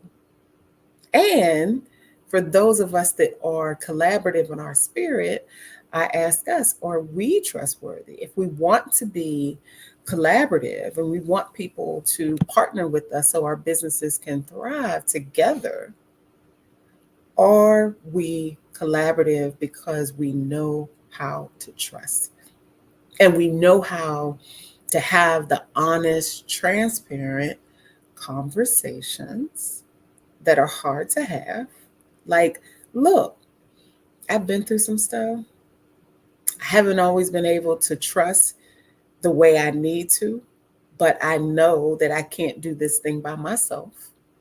And I know that if I work with you based on what I see you doing, we could get there together and vice versa. But here's what I need to trust. Can we promise to keep the communication, or can we align on communication that's healthy, this transparent, this authentic? Can we make sure that we're honest in our communication, even when things feel a little off? Which leads me to another one of the factors that I have found in the entrepreneurial space is critical. And that is, at the end of the day, I would love for you to make sure that you are looking at how well you can be vulnerable. Because way too often we know that we don't know how to be as vulnerable with self, let alone another. And there is some vulnerability that is in any aspect of life that we do, including business and entrepreneurship. Whether we're being vulnerable about where we are, what we don't know, how we feel, what we need, even when we're falling short on accomplishing the things that we feel we want to accomplish, we got to be willing to be vulnerable with each other. We got to be willing to get past that we don't know how to easily trust, or trust doesn't feel safe. And to be fair, to be very fair, I know that trust and vulnerability is often earned. And I also know that not every business, not every person is in alignment. However, what I see that's really critical is that we need to be able to demonstrate more vulnerability with each other. We need to be willing to have the conversations that are uncomfortable, the conversations that make us feel seen and exposed. But that is the way that we're going to get to our next level. No one gets to their next level, business-wise or professionally or personally, without some form of support. And so today, I'm really hoping that we'll look at these 7 factors and look at where are you out? Like, great with communicating. I don't have an issue with communicating. I could do that. But there's some other areas I need to work on. Which leads me to another one of the factors. I got 2 left. The next factor I want to talk about, and I hope by now you're seeing how they're all interconnected. We teach how to use them in relationship skills in our community, because we believe, just like with business, we want you to be living in your purpose and your passion. We feel that way with relationships. In the Black community, we are not having the healthiest relationships. And so what I'm sharing today is applicable in your household as well. But the next factor that I want to talk about is safety. Sometimes when we are getting ready to step outside of ourselves in the entrepreneurial space, outside of our comfort zone, we don't always necessarily feel safe. So we're assessing the risk aversion. We're assessing, is this the time? We're assessing how do we want to move with a particular new product, a particular person, a particular partnership, a particular service. And I, even for myself, I've been doing a lot of that. How much of the Love Camp services do I want to launch? And what I will say is that part of being safe in what you do is an important factor. Feeling safe is an important factor of what you do when you do it. But let's talk about what safety looks like from an entrepreneurial space, because sometimes things are not going to feel safe, but they are necessary. And so when we talk about safety, I'm using it with a little bit of air quotes from the entrepreneurial space. And I'm going to distinguish what I have found to be the distinction, and you find what works best for you. So, of course, we know to the extreme, if someone has shown up where they want to partner with you and their reputation professionally isn't in alignment, they say one thing, do something else, perhaps maybe their way of being is totally opposite of what aligns with who you are. Those are obvious ways you don't feel safe to go into business, right? It's obvious. But sometimes it gets a little gray where, let's say you want to offer a new product or service and you feel like it would make a difference in the community. But then the question becomes, is it the time to invest those resources? Is this the best way to invest those resources? Have I done enough research for this product to be received in the community? All of the things that you want to consider, does it feel safe, so to speak? And sometimes you're not going to feel safe, but if you've done the research and you've done the deep dig inside of what you're trying to accomplish in the research, and the data says that it's a good thing to do, sometimes you're going to have to stretch yourself. So when we talk about safety as a factor, what we're really saying is, have you done the inner searching to see what message is communicating to you about, is this the right timing? Is this the right connection? Is this the right business partner? Is this the right investment method? But thinking enough to not allow your comfort zone to get in the way of taking a risk that is a calculated risk to support and move your business forward. So we're looking at safety from how safe do we feel, not only with a new product, new service, new resource, but also with the people that we may engage with. And being honest with ourselves, like, I like what they offer, I like what they provide, but something about it doesn't feel like this is the right connection for me. This is not the right partnership for my company. I've had people approach me and want to partner with me and not be the right fit. And I've had to be honest with myself and also do the assessment of, is this a safe thing to do? How is this going to affect my brand, my business? How is this going to affect my moves that I want to make going forward? And finally, the factor that I also want to share with you is respect. And I usually give them in alphabetical order, but I'm giving them in random because I think they're applicable based on the things that I'm sharing today.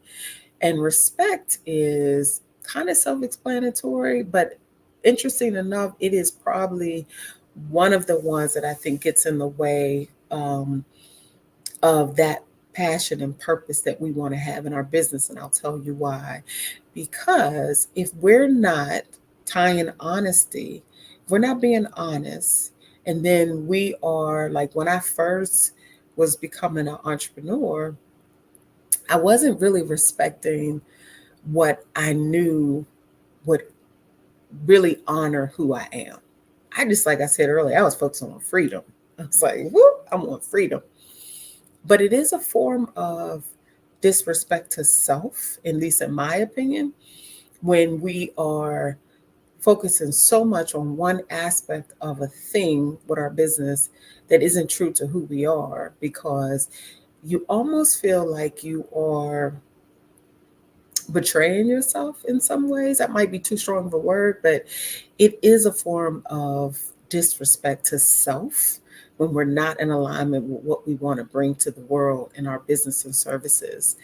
And I know that the world is full of, we live in a capitalistic society. So I know the world is full of, let's just get the paper, let's get the bag. There's plenty of opportunity. And I agree that there is plenty of opportunity.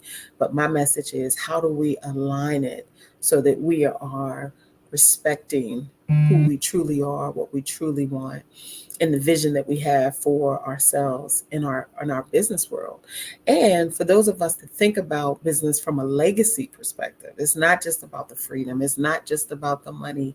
It's not just about giving the best of what I have to the marketplace, but it's really about, man, I want my legacy. I want my community to be better and my legacy be a result of helping that community. Then we have to make sure that we are respecting ourselves, but we're also respecting those individuals that we go into business with. So that's the thing that I want you to think about. When you think about these 7 factors, think about, where are you? How are you implementing them? How are they serving you? And I also want to tell you before I close out today that one of the most challenging things that we can do as entrepreneurs is get in the way of our true alignment because we're not willing to take a look. We're not willing to take a look. And I will tell you, I was very guilty of that. My first 2 go-arounds. My 3rd go-around, by then I was like, I need to take a look at this. Something going on, because, failure teaches you a lot of lessons in life. And I use failure with a badge of honor because, again, I was so myopic in my view, so narrow focused. I knew what I wanted, but my entrepreneurship endeavor was just that. It was just an endeavor because I had not taken an honest look. I was so busy being busy with running away from my 9 to 5 that I didn't take chance. I didn't take stock of what the gift was that I really wanted to bring into the world, but also who I was being. As a coach, one of the things I've trained people on for almost 2 decades is really taking stock of who you're being and the thing that you're doing, even as an entrepreneur. Even as an entrepreneur, you can choose to show up in a certain way of being that amplifies the direction you're going or compresses it. It can expand where you're trying to go, or it can condense it. And I believe that all of us that are part of the Black Business Network are striving to expand. And so the more we take an inward look, the more we have that honest conversation with ourselves to be able to say, these are the ways that I am being in my passion and alignment because I'm using these 7 factors to move me forward. I'm using these 7 factors as skills, not just as nice to have, but all synergistically. I'm using them as skills so that I can continue to strengthen myself as an entrepreneur. So I'm hoping that today you were able to grasp some great insights from this particular presentation. I would say, as I leave you, I would say that entrepreneurship is, as you know, a journey, and I'm a baby at it. Even though I've had endeavors and our company is growing and evolving, I still like to consider myself a baby because there's so much that I want to learn and so much that I'm excited about, and so much to partner with folks as we continue to bring the services that we bring to our community. What I would leave you with is that you have the opportunity to take entrepreneurship by storm. And I would ask that you do it, not and I would ask that you do it with alignment, with passion, and with purpose wrapped inside of your integral look. What does integrity look like for you? So I'm wishing you a wonderful day. If you want to get in touch with me, you can get in touch with me at thelovecamp.co, thelovecamp.co.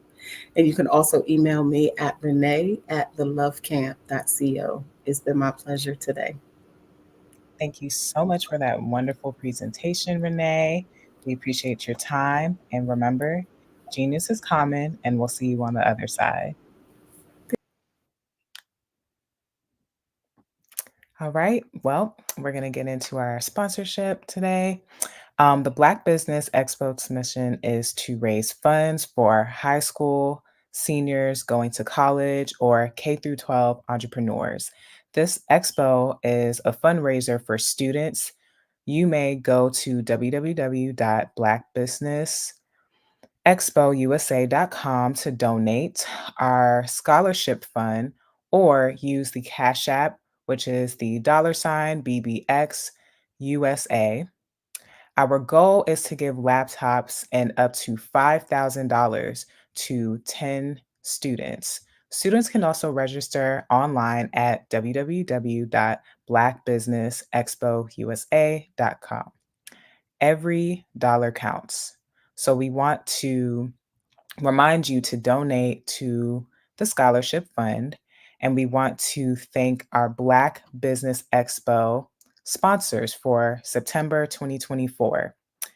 NC 100, Sood Soul, Carolina, Virginia Supplier Development Council, STEP Management, Margie McLean Foundation Incorporated, Genius is Common, Our TV, Executive Women's Success, The Quality Coaching Company, Our Superwoman Business Services, Creative Focus Studios, Lead Entertainment, Black Business Olympics, Artistic App Design, Black Business Expos. And remember, genius is common, and I'll see you on the other side.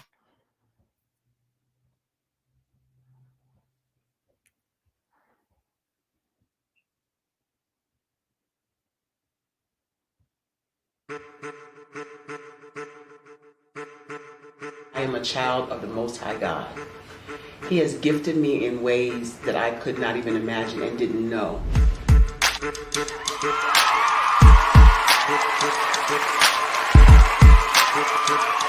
There was a time when I didn't know who I was.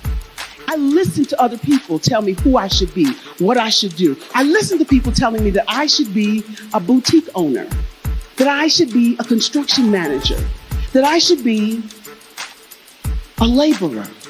Have you ever felt like you should do something else, be something else, go somewhere else, be wherever you wanted to be, and you felt like you were in a box? Anybody in the room? And you couldn't get out? Anybody in the room? And you kept trying to go and go and you couldn't get out? Anybody in the room? But let me tell you, you need to rock the box. Rock the box.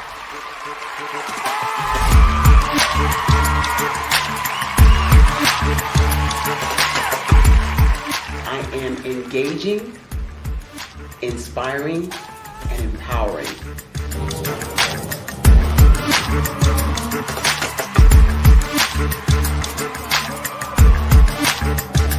I would give you everything I know. Just by touching you, if I could, by osmosis, give you every single thing I've learned, I've gone through, I know I would. We know that's not possible, but as it is possible, I love to share information with people. Some of you out there, people have told you that you can't be, you can't have, you can't do. But I will tell you, like Kinston said, you can, you must, and you will. If it's to be, it's going to be me. You got to say it. If it's to be, it's going to be. If it's to be, it's going to be. If it's to be, it's going to be.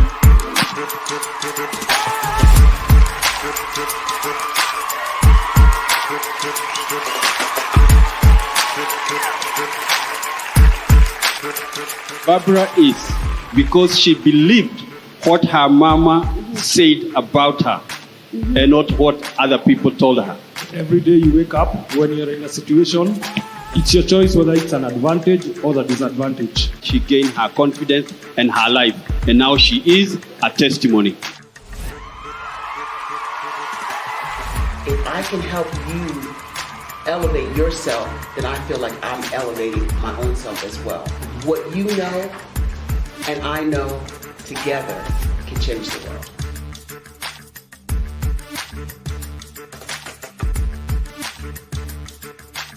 I'm Ramon Ray, founder of Smart Hustle Magazine and smallbiztechnology.com.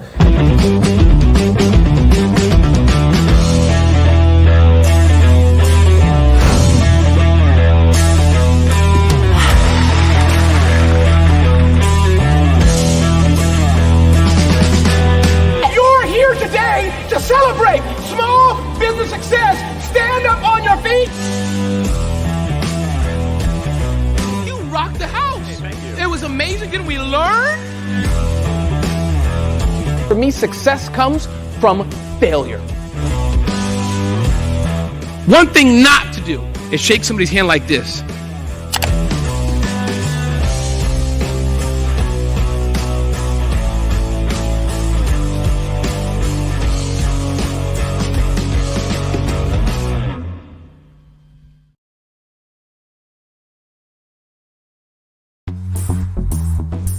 Attention all entrepreneurs and companies. Are you looking for reliable and efficient virtual assistants and back office support to help you manage your business tasks? Look no further than Superwoman Business Services. Our team of virtual assistants provides a full range of administrative support services, including operations management, social media marketing, and much more. We also offer website design services to help you create a professional online presence that reflects your unique brand. In addition to administrative support and website design, we offer business development and structuring services to help you grow your business and achieve your goals. We'll work closely with you to identify areas of improvement and develop a customized plan to help you reach your full potential. At Superwoman Business Services, we understand that running a business can be overwhelming and time-consuming. That's why we're here to help you fly high and achieve success. Our virtual assistants are highly skilled, experienced, and dedicated to providing you with the support you need to thrive. Come fly with us and take your business to new heights. Let us help you become the superhero entrepreneur you are meant to be.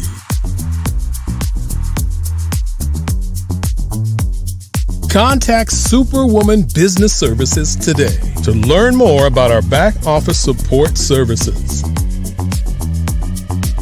Come fly with us and take your business to new heights. Why do I do what I do? You know, my life coach asked me that a few years ago, and she said, Tony, what's your why? And I told her, and she said,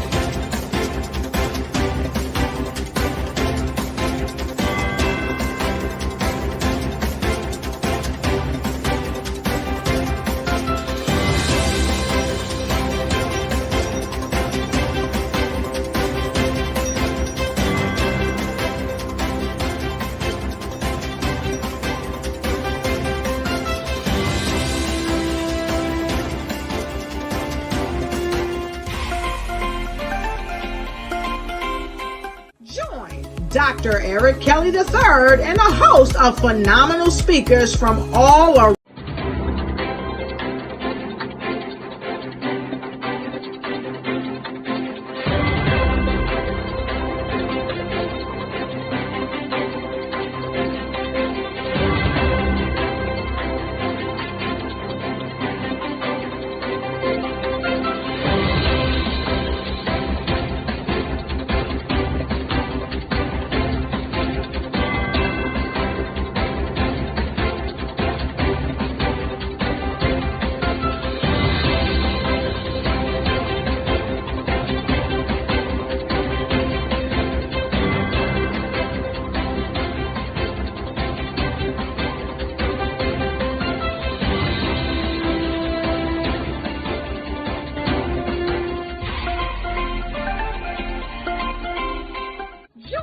Dr. Eric Kelly III and a host of phenomenal speakers from all around the globe for this 7-day virtual event that you don't want to miss. The mission of the Black Business Expo is to raise scholarship money from kids all the way from high school, all the way from college. The Black Business Olympics is one of the largest Black business showcases in the world. It is an opportunity for businesses and companies to showcase their businesses globally. We are going to be giving away laptops up to $5,000 away to students. Again, I'm Olivia Appleberry, the founder of 2 Cents Finance and one of the speakers for the expo. I am so excited to see you there. For more info, go to www.blackbusinessexpousa.com or call 919-308-9090 and hope to see you there. I am Black Business. From the moment I wake until the time I sleep. Yes, I am Black Business. I am Black Business. Tell me, are you Black Business? I am Black Business. Do you support Black businesses? Listen, I support Black business because I am Black Business. Black Business Expo, one of the largest business showcases in the history of Black business in the world. The world! Sign up today at www.blackbusinessexpousa.com or call 919-308-9090. I am Black Business.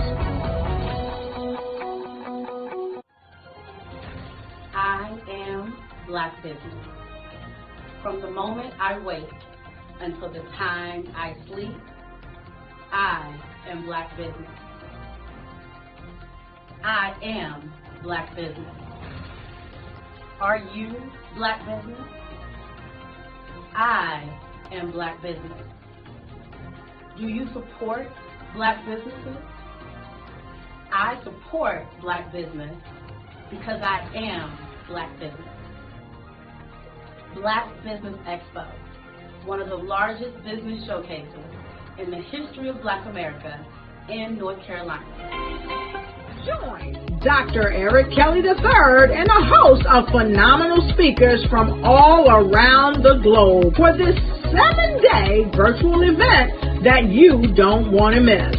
The mission of the Black Business Expo is to raise scholarship money from kids all the way from high school all the way from college. The Black Business Olympics is one of the largest Black business showcases in the world. It is an opportunity for businesses and companies to showcase their businesses globally. We are going to be giving away laptops up to $5,000 away to students.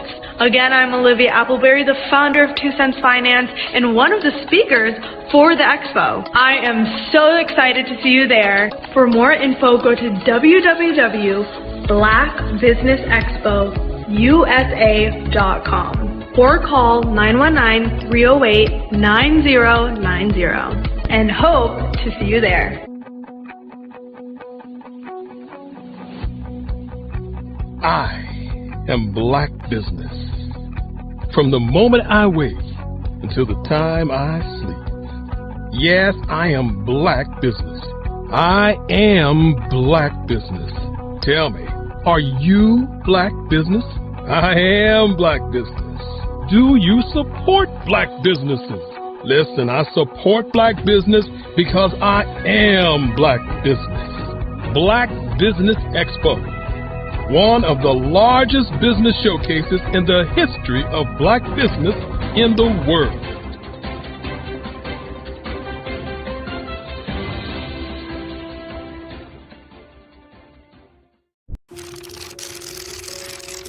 Bravery is not the absence of fear, but the ability to overcome it. We stand for those who defy suppression, who speak out, and those who walk the road less traveled. Everyone deserves to be seen and their voices be heard. We're sparking a movement, growing a community of creators united by the desire for freedom, choice, equity, and ownership. At Fanbase, it's all for one and one for all. We support each other to guide, promote, and uplift you in a place where you can unapologetically be yourself. A place where your voice, ideas, and creativity are not just welcomed, but celebrated. We are Black founded, minority funded, and supported by a diverse, inclusive, powerful community that believes in the strength of authenticity and individual choice. Regardless of success or background, we welcome you. The marginalized, the underappreciated, the successful, the superstar. We're for all who seek a space to express themselves freely, where they are rewarded for being their authentic, true self. We transcend labels because only we have the right to define ourselves. We are built for the brave, the culture, the creators, and for the future where everyone has the power to shape their own destiny, where all are empowered, voices are amplified, and freedom is embraced. For the first time, you have a chance to own the platform you helped make popular. It's a revolution, a movement in how we connect, create, and share. Everyone is a creator, and everyone has a fan base. Here, you can be you without limits.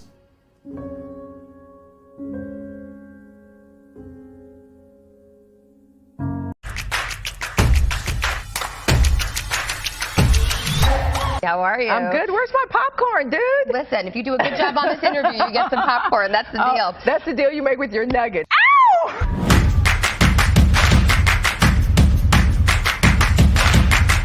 Down to the final four with our gurus. You've gone from 15,000 finalists, top four this week. Each of them will have a chance to shine. We spoke to Dr. Cooper Boone yesterday. This morning, WNBA champion turned life coach Fran Harris is with us right now. She's going to answer some questions in just a little bit. I'm grooving right now. Yeah, though. I know. Express yourself. You just express. Well, let's get to know Fran Harris a little bit better.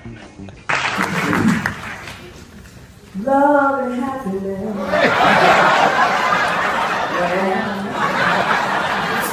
That is how I am feeling tonight. I'm feeling loved, I'm feeling happy, I'm also feeling humbled and ignited by this award. I know that what starts here changes the world, but I also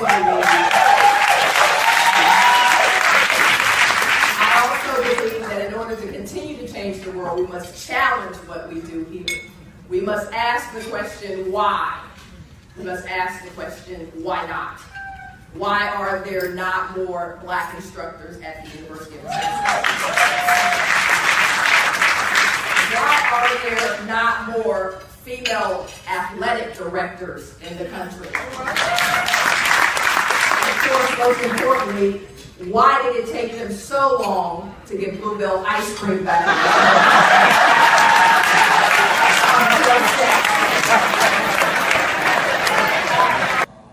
Absolutely. It's a great comparison to Steve Jobs. I mean, 2 years ago, Brian, nobody even knew who this guy was. It wasn't until I saw him on Oprah that I had any sense for who he was. I didn't know he was a senator, but that shows you the power of marketing and branding. I think there are resolutions to any problem. I really do. And sometimes it's not going to be the one you want. I mean, if you came to me and talked to me about your nugget, there's some things you're not going to want to hear. Sport and family are two things that have helped define Fran for her entire life. I didn't start playing basketball until I was 15 years old. My senior year, we ended up going 34-0 and becoming the NCAA's first undefeated women's national championship team. She followed up her college career with a championship as part of the WNBA's Houston Comets. So on one hand, I work with Fortune 100 companies who have $50 million marketing and sales budgets, all the way down to the sister who just has this great idea in her mind that she can't quite figure out how to bring it to the market. So it may not necessarily be a big $100 million business, but it's that idea, it's that dream, it's that passion, it's her calling that she has. We do not want to hurt her feelings as she is a loose cannon and may go off, but it is getting worse. Please advise the best way to deal with her. And I got this question because what? I'm just asking. I'm just saying. Love eaters in Texas. Let's get Fran all the really disgusting questions. I'm going to talk to you about the 3 C's of badass championship teams. And initially, it was just the 3 C's of championship teams. But then I realized that I'd actually played on championship teams, but I've also played on several badass championship teams. And those things have a little bit of a different tenor when you start to break down what those championship teams had on them.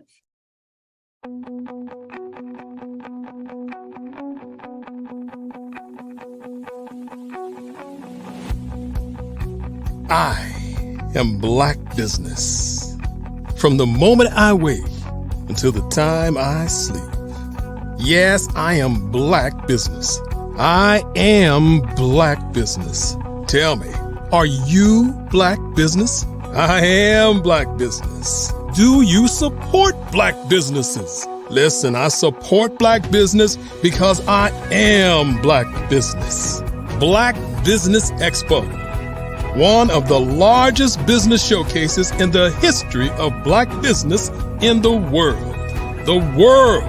Sign up today at www.blackbusinessexpousa.com or call 919-308-9090. I am Black Business.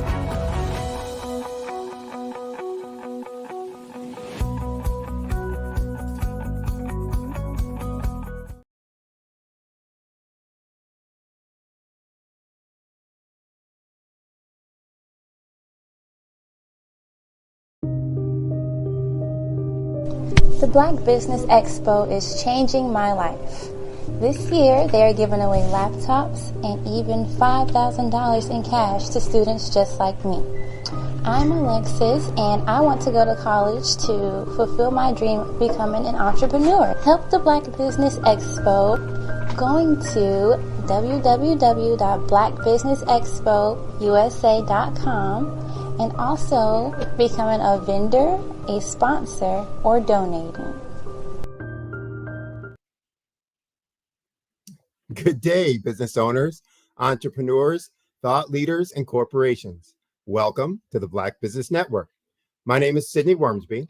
I'm a business growth imagineer and the founder of Huertas e Decus, which is Latin for excellence and distinction, where we use the concept of small change to big things to help businesses double their profits in less than 12 months. I'm also your business moderator for this afternoon on the Black Business Network. The Black Business Network is a 24-hour business network showcasing Black businesses, business owners, entrepreneurs, and thought leaders worldwide. We have speakers from North Carolina, from London, from Singapore, Africa, Japan, and cities all over the United States. The Black Business Network is a global community sharing its business knowledge to empower, to inspire, and to educate businesses about business. This afternoon, we have a treat for you. We have Miss Fran Harris, and Miss Harris is everything. She's a business optimization and explosion expert who has a simple mantra. If you want to have an amazing life or career, there's no room for excuses. Amen. Her witty, inspirational, and unconventional insights about life and business have made her one of the most sought after corporate speakers and coaches in America. She's the author of 20, count them, 20 books. Recently hosted Home Rules, a life and home renovation show on HGTV, where her candor and insights reach millions of viewers each week. Fran draws upon her electrifying career as both an elite athlete, organizational consultant, sales trainer, TV personality, and megapreneur to help individuals and companies create soaring success. Her expertise, quick wit, candor have landed her on hundreds of TV shows, radio shows, including The Today Show, CNBC, CNN, Fox Business, TLC, Comedy Central, The Tonight Show with Jay Leno, Oprah's radio network, many, many, many, many others. She's the co-founder of the Black Millionaire Summit and Black Business University. That is a ton, but you are going to be so thrilled with all the things she has to impart on you in terms of wisdom. So I present to you Miss Fran Harris. Am I in the building? Did I finally arrive? You just blew in like the hurricane coming up. Woo! Good to see you. Great to be here with you. You too. It's a pleasure. I have seen you on many things. I'm sure the audience is looking, going, I know her. So welcome to the Black Business Network and Black Business Expo. We are going to do a fireside chat. And normally I do this chit chat stuff, but you have so many experiences and such a wealth of knowledge that I don't want people to miss a minute of it. So if you are okay and ready, we can jump right in. All right. Well, the first thing I'm going to have you talk about is the mantra. No excuses, so talk about, kind of how you develop that mantra, how it's impacted both your your non-professional life, like when your college days, your professional life, and then your personal life. Yeah, I think that came about from being an athlete. I didn't start playing basketball until I was 15 years old, but I immediately got immersed into championship culture. Literally, the first team I was on went 40-0. The next team, I may have lost 3 games in high school. I lost 9 games over 4 years in college. So there wasn't a lot of losing in my life as an athlete, but I immediately, as I said, got immersed into championship culture because I had the absolute best coaches. And there was something that was consistent about my first high school coach all the way to, when I was playing in USA national system. These coaches expected this level of effort, right? And there was film, and then there were conversations and one-on-ones with your coaches where there just wasn't any room for excuses. And believe me, I tried to make my share of them just like everybody else did. Well, I didn't get to this rebound because of this, and I didn't run on that one because of this. And every time I was always met with, this stern look like, okay, you can make progress or you can make excuses. And I really adopted that. I really did. At some point early in my college career, I was like, okay, if you're going to be great at whatever you're going to be great at, you've got to be able to look at your effort and your performance very analytically, not emotionally. We're all emotional. Don't let anybody tell you we're not emotional about stuff. We are. But when it comes to performance and where you want to be in your life, at some point you have to be able to split those and go, let me look at my effort where my business is concerned or where my relationship is concerned. Let's say it doesn't even have to be a business. And let me look at how I am, what I'm giving to this and what I'm getting out of it, and try to see the correlation between my effort and my performance and my commitment and my results. And so for me, it takes all the gray out of everything. Just don't make excuses. Yeah. I'm a big Star Wars fan. And my favorite line out of all of them is Yoda's. There's do and do not. That's right. No try. So your no excuses is kind of the same thing. You did it or you didn't. All right. Are you going to make it happen or you're not? What's going to be? So, well, let's expand on that a little bit more and talk about, from your days at UT, Hook 'em Horns, right? Yeah. So your days at UT, as an elite athlete playing, on a undefeated collegiate team, national championship, etc. NBA, WNBA, and national championships there. Expound a little bit more on the lessons that you gained from that and how you applied it both to your business, career, and again in your coaching, so your success in business, but then also your coaching of others in business. Yes. First thing that popped in my mind as you were formulating your question was, I've always played on great teams. And that was a lesson, right? It doesn't sound like a lesson, but it is. Everything that's come to me has come to me as a result of the people that I surrounded myself with. I could have gone to a different college and been the best player on that team. I could have hit all the scoring records. I was going to go to SMU instead of going to UT because I was from Dallas. And literally nobody would have ever caught my records. That's literally what the coach told me. And he was right.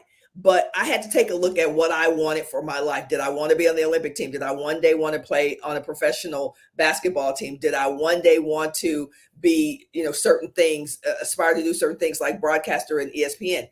I'm not sure that I would have gotten put into those situations had I not been on a great team. A great team at UT, meaning surrounding myself with the university that I went to, with the coach that I went to. That is a powerful business lesson. A lot of people shine. They want all the accolades. They want all the stuff. When you are on a great team, you're not going to always get all tournament. You're not going to always be all American. And I had to experience that. But I wanted the opportunity to win at the highest level. And that meant sometimes I'm going to have to sacrifice my individual stuff. Sometimes I'm going to have to pass the ball instead of shooting it, which didn't always make me extremely happy. But in the end, we won a national championship. In the end, I was player of the year 2 times in a row. I mean, I still got all my individual stuff, but I was surrounded by such greatness. And so when I started to build my businesses, the first thing I always look for is someone who can bring that level of passion and commitment to being great. That's it. Because I believe I can probably teach you, depending on what it is, how to do your job, how to be better at your job. But if you don't have a desire for greatness, if you don't have a deep burning based on your calling or your purpose, then my job as a leader is much more difficult. So lesson number 1, surround yourself with greatness. Interesting. When I managed corporate, and when I had my own businesses with staff as well, one of the first questions I would ask someone who was looking for a promotion was, if I tapped you with a magic wand today, tell me the 3 things that you would change immediately. To the point you're making, I wanted to see right away, did they want to make something happen? Did they want to get something done? And I'm hearing you saying, look, you're looking for people who are trying to make something happen, be better. And that's a big component of success. You get that right? Yeah, for sure. And I would add to that, because you made me think about, I always get younger people who want me to mentor them or whatever. And I will typically say, I really don't have a whole lot of time for mentoring, but I can help you in this moment. Send me your resume. So this happened a couple of months ago. A guy sent me his resume. It was all the stuff you see on most resumes.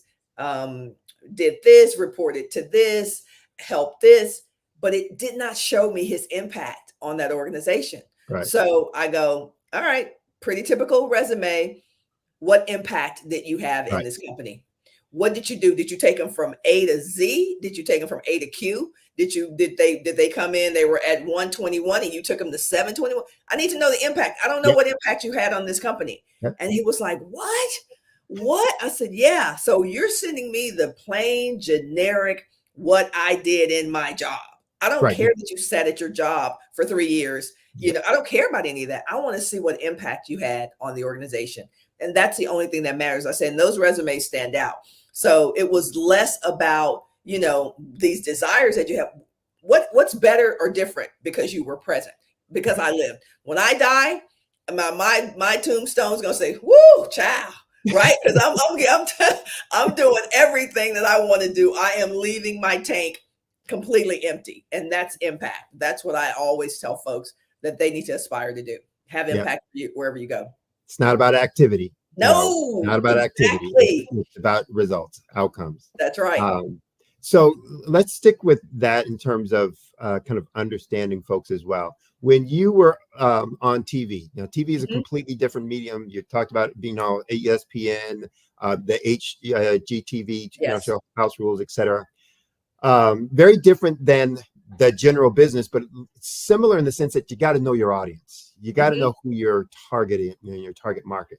Talk about that experience and what you gained from that you didn't know about targeting an audience or really understanding who you were reaching out to, et cetera, that you were able to use in your coaching with businesses. What I learned early in my TV career was me being me is more appealing than me trying to be somebody else, right? So depending on what kind of television you do. Now, we don't expect Lester Holt to say, you know, colloquialisms, and we don't expect him to do that on 2020, right? But I'm in sports, and when I was doing life coaching, even on Good Morning America, there's freedom for me to incorporate who I am, and it's not code switching. It's, I mean, you can probably attest to this. Like if you were in a frat, you got some jargon that you use with your fraternity brothers, like I do with my basketball sisters, like we do at our church. It's like there's jargon, there's a language around your affinity groups. And so when I started in television, I come out of a corporate environment. So I was very corporate because I was used to keynote speaking in corporate America, even though I had a good sense of humor. And a producer was like, you know, if you would be who you are around the pool at the production thing when we're kind of hanging out, like you can do that on TV. You do know that, right? And that really changed my career because now people got to see my personality. They got to hear the knowledge. There was never a question about the knowledge and the experience and the expertise, but it became wrapped in personality. And so then people were like, I want to hear what you have to say because we know you're going to throw something crazy in there. We know you're going to. So I learned that it's always, there are very few instances and situations where you have to be somebody else, you know, like where you can't be who you are. And for me, that's been the thing that's really elevated my career in every single aspect, was just my willingness and my courage to go, you know, this is who I am. And this is what I'm going to be. I'm going to be this on television. I'm going to be this in the board meeting. And that's the feedback that I constantly get from people who experience me as well.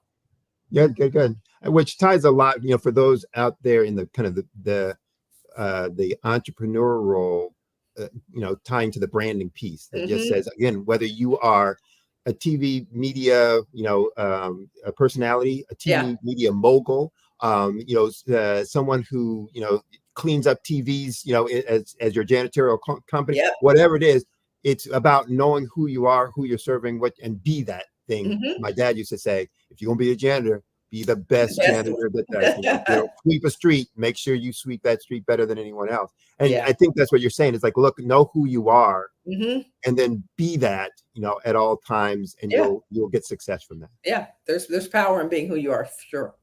All right. So now I want to get on the books piece too. Actually, I want to get on so many things. I hope you don't run out of time.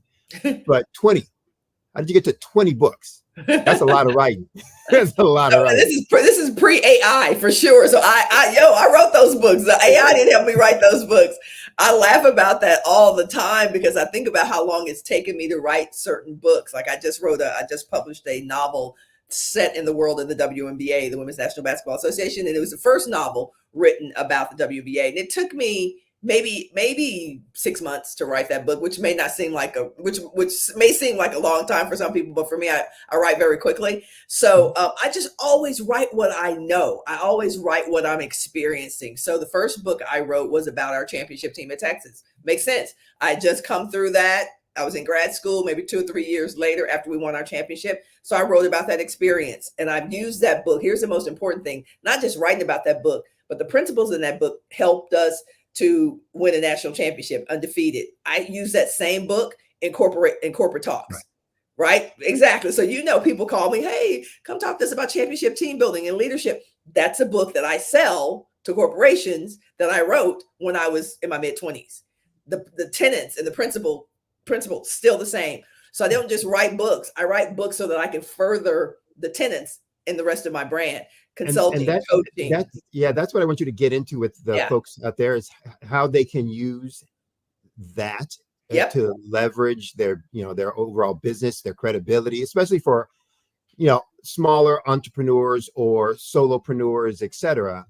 Talk about how you can use that as a business model for your branding, for your marketing aspects, your lead generation, etc.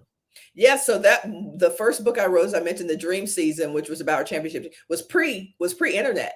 So I'm selling hard copy books and going out and speaking and those kinds of things, because I've always known that it's not about the book, it's about the hook. And the hook of the book was that this team was an undefeated, the NCAA's first undefeated women's championship team. That's the hook. The book was just the package that I put together. So I talk about the hook. I would talk about the hook with everybody that I could come in contact with. And those people started asking me to come speak to their corporations. Wells Fargo, Procter & Gamble, Apple, you name it. I was talking about leadership and championship and winning in my 20s based on what I'd written in the book. So if you have a book right now, stop seeing it as a book. Stop seeing it as a book, because it literally is the basis for, if you want it to be your $1 billion baby, if you really want it to be, just look at what Tony Robbins has done.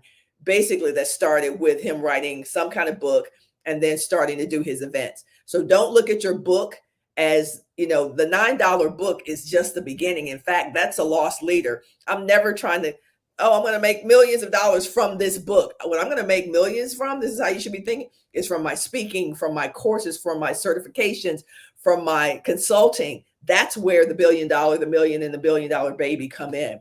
So make sure you write the book, because it's an authority ticket more than anything. But what really is going to set your world on fire with your influence and your income is your ability to get the message of that book into the hands of people who want to pay for your expertise. Well, I definitely want to talk with you about that offline personally. I've got the lead generation book, the $9. Oh, I do it for free. For free, Gotta work on that part. But just wrote the other book, the more elaborate one for exactly that purpose. So I will tap onto you for some strategic ideas on that. Talk a little bit about maybe the book that you wrote that meant the most to you, and talk a little bit about why and how you use that within your kind of daily life or your daily work. I wrote a book in 2010 called Will the Real You Please Stand Up? I think you may be able to get that on Amazon.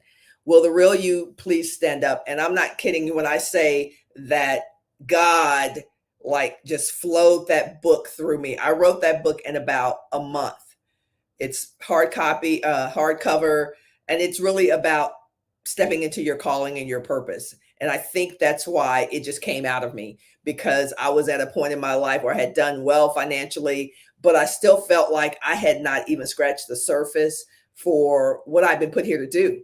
And so I wrote that book, and I didn't care about the sales. I didn't care. I got a $50,000 book advance for it. I didn't care anything about that. I didn't care about how it sold, because I needed to write that book. I needed to birth that baby. And that is to the date, other than my millionaire book, has been probably the most profound book I've ever written, because it digs deeper. It digs into the layers, the things that stop people from pursuing their dreams, from really letting go and becoming who God made them to be. And so I'm super proud of that book, but I'm also super inspired by the book, because it's the book that got me, that just took me to a completely different level. The things that happened literally when I just said, okay, the book is done, literally shut my computer down. Like everything just opened up because I needed that work as much as I wanted the readers of that book to do that work as well. Oh, that's special. That's special. Thanks for sharing that. Now you've done obviously a lot of exciting team things at the team sports level, but you've also been corporate life. And you alluded to it a little bit earlier in your answer, but talk about team aspects in corporate and business structures, and the things that you have found most impactful in or most important and most present for high performing teams at the business level. And if you want to relate that to the things at the sports level, add that into it.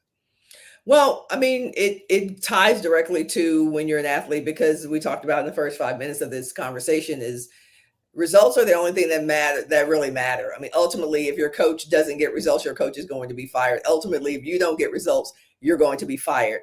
But it's how you do it. And the culture part of that is the how. So when I worked for Procter & Gamble for, I think, 4.5 years, I had a great meteoric career, because I know how to get results. But I actually didn't feel very inspired by the work that I was doing, even though I was doing well. And I know some of y'all can identify with that. Like, it's possible to do well and not necessarily be in your purpose while you're doing it because you're doing tasks. So one of the things I learned in corporate America that became really important to me was my ability to inspire people to aspire higher. So I was doing that at a very early age. I was leading men and women who were twice my age. How is that even possible? Well, it's completely about people's willingness to buy into the vision that you have for the team.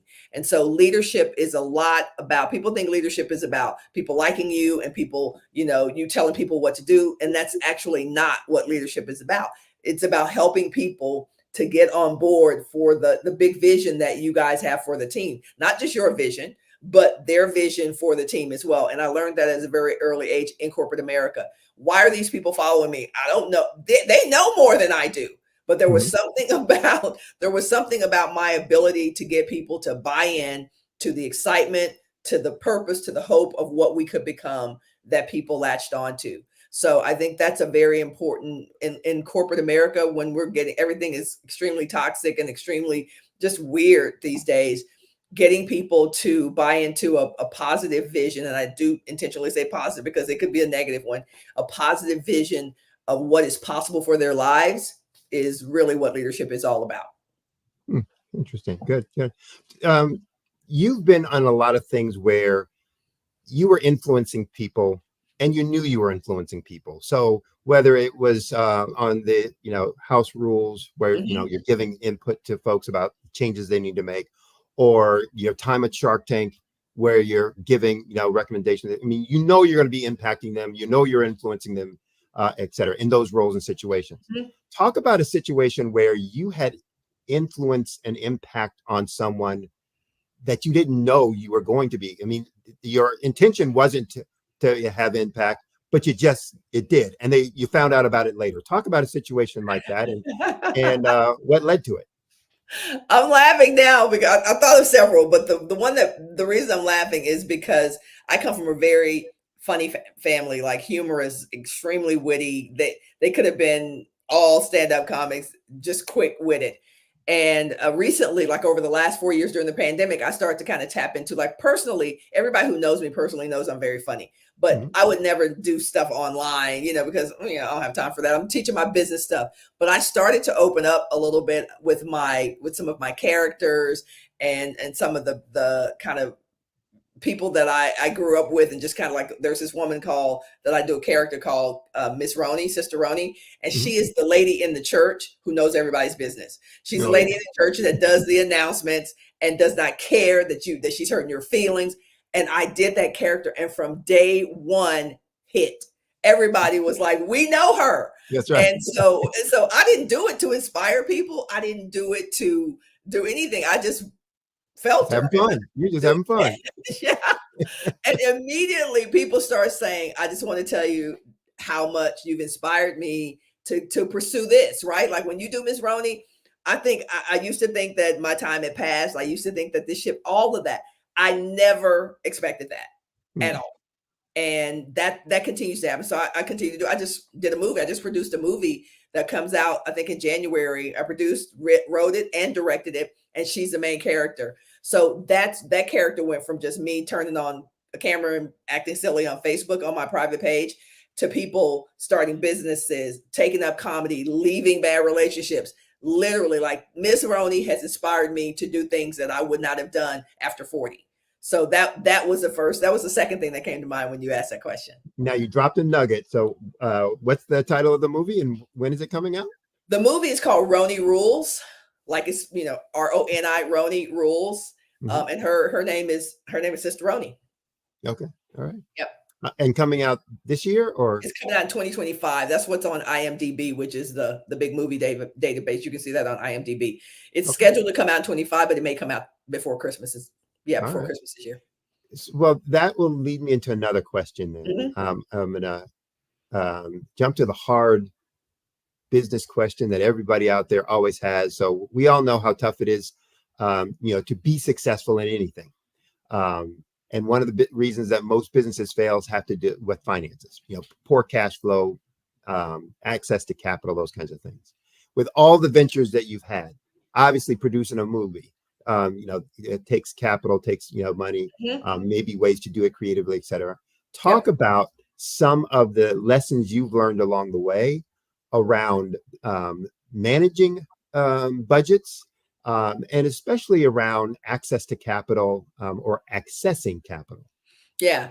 The first thing I will say is, never let any financial mishaps you've had have anything. I mean, they happen.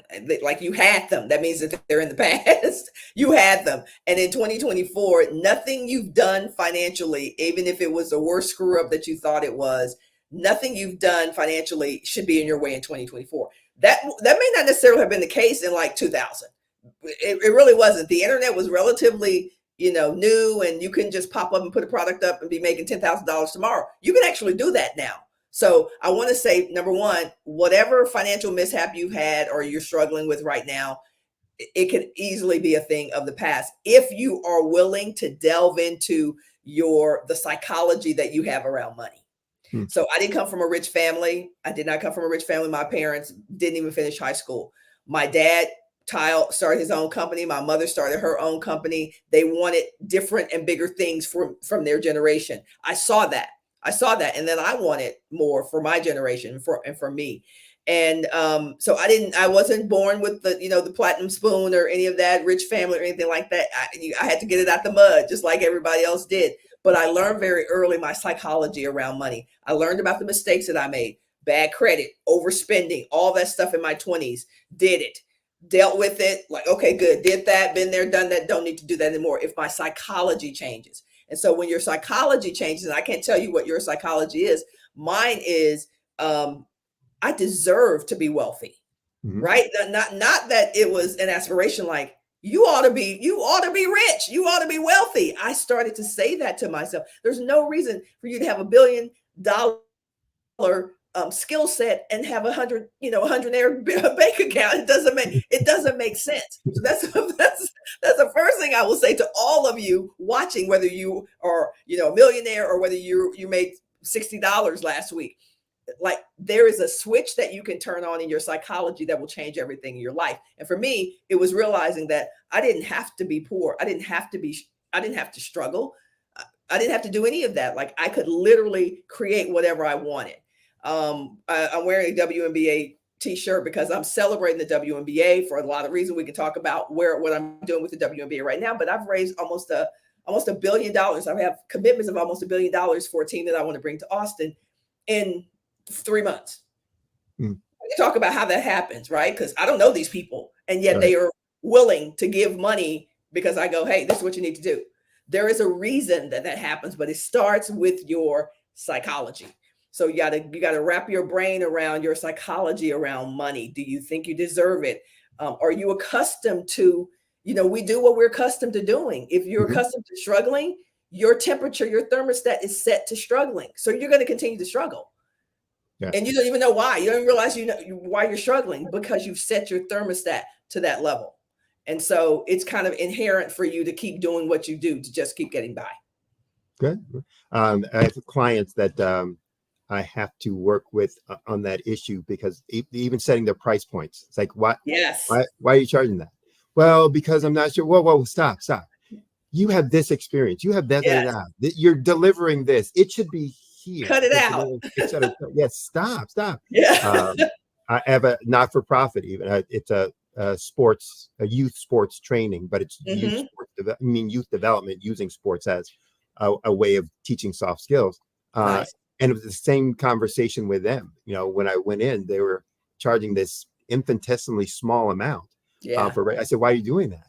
Well, because I said those, and they thought, well, because we're going after, lower income families to support them, et cetera. I said, well, you don't have any of those. I mean, the people you're registering aren't those people. Yeah. You're not doing activities to go get those folks. So charge these people this amount, because this is what you're doing, and this is what you're doing. Then you can have money to go after those folks. So it is one of those things that, like you said, it's how we think about ourselves, 100, and what we're worth, or what value we have, that keeps us from making the right decision sometimes, in the business world. So absolutely. Now, $1 billion though, in what did you say, 3 or 4 months, 6 months, Yep. 4 months? Yeah. That's a lot of millions every day. Yeah. And is this a team you're looking to for this next season, or for 2027? I'm looking to bring a team to Austin. There right now, the expansion process, there's one more team for this cohort, if you will. It's the 16th team, so it would be the 16th team in the WNBA. And then, of course, the league's going to keep expanding, but we're shooting to get that final spot. And so we will be wrapping up our submission in the next maybe 60 days. So I'm not as familiar with ownership in the WNBA. Talk about the presence of women in ownership, and Black women in ownership in the WNBA versus what we see on the court. Yeah. So tremendous question. Nice little volley over there. We're the product. We've been the product since day one. I played on the Houston Comets' first championship team, which was the first season, the inaugural season of the WNBA in 1997. So I'm a Texas girl, grew up in Dallas, played at Texas and Austin, and played in Houston on that first championship team. We've been the product. The W is 92%.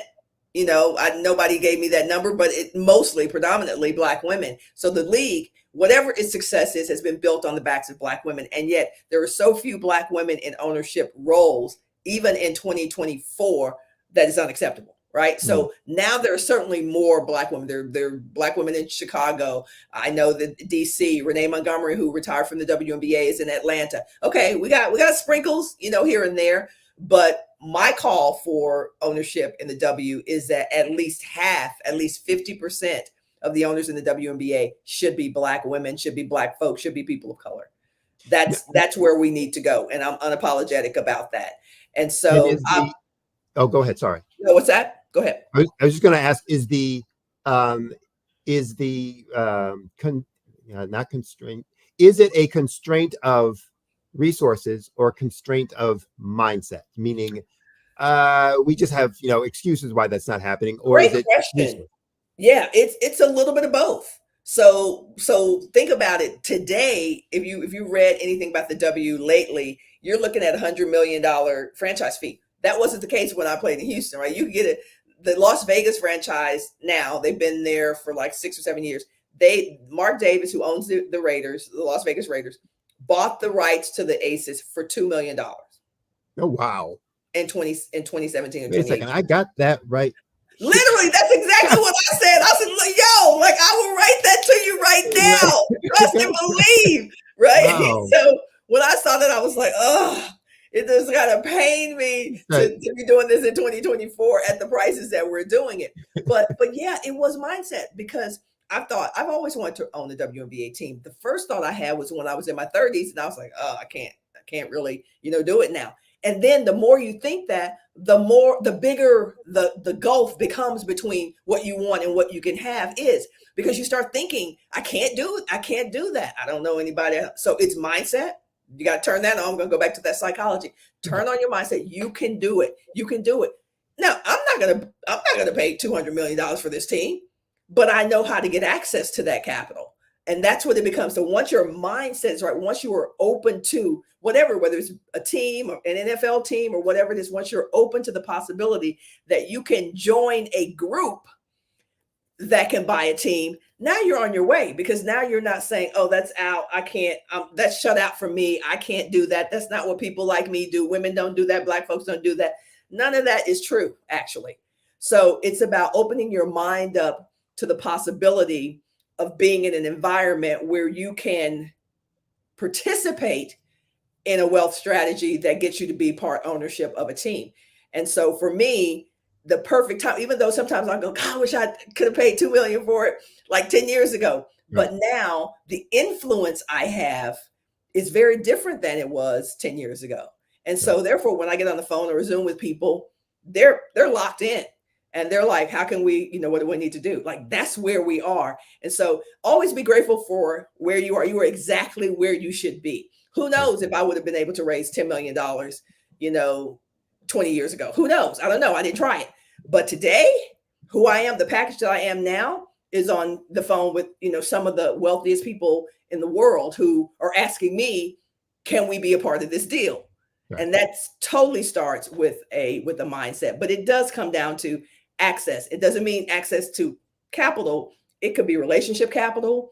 It can be, network capital. That's what you need. You need people who trust and believe that what you say you're going to do, you're going to do. That's the key to raising capital. I think the other piece to that, and you started alluding to it in terms of partnerships, which is also the value, understanding your value and worth. What do I have? Yes. I don't have cash, but what do I have that they can use, that I can barter to get the thing that I want and need? And I was fortunate in my time with Pepsi and some other, folks to be able to have, business markets that I was responsible for, but my budgets weren't as big as my ideas, and things I wanted to get done. But what I would do is very good at going out and saying, I don't have any money. You're with Pepsi. I don't have any money, but here's what I got. I got X number of retail operations that have this kind of, numbers going through them every day. That means this many eyeballs on yours. What will you do with me for? And so a lot of small businesses, I start telling them the same thing. Like when I'm working with them, it's not about how much money you have. It's, taking what you have and what you control, which is you. Mm-hmm.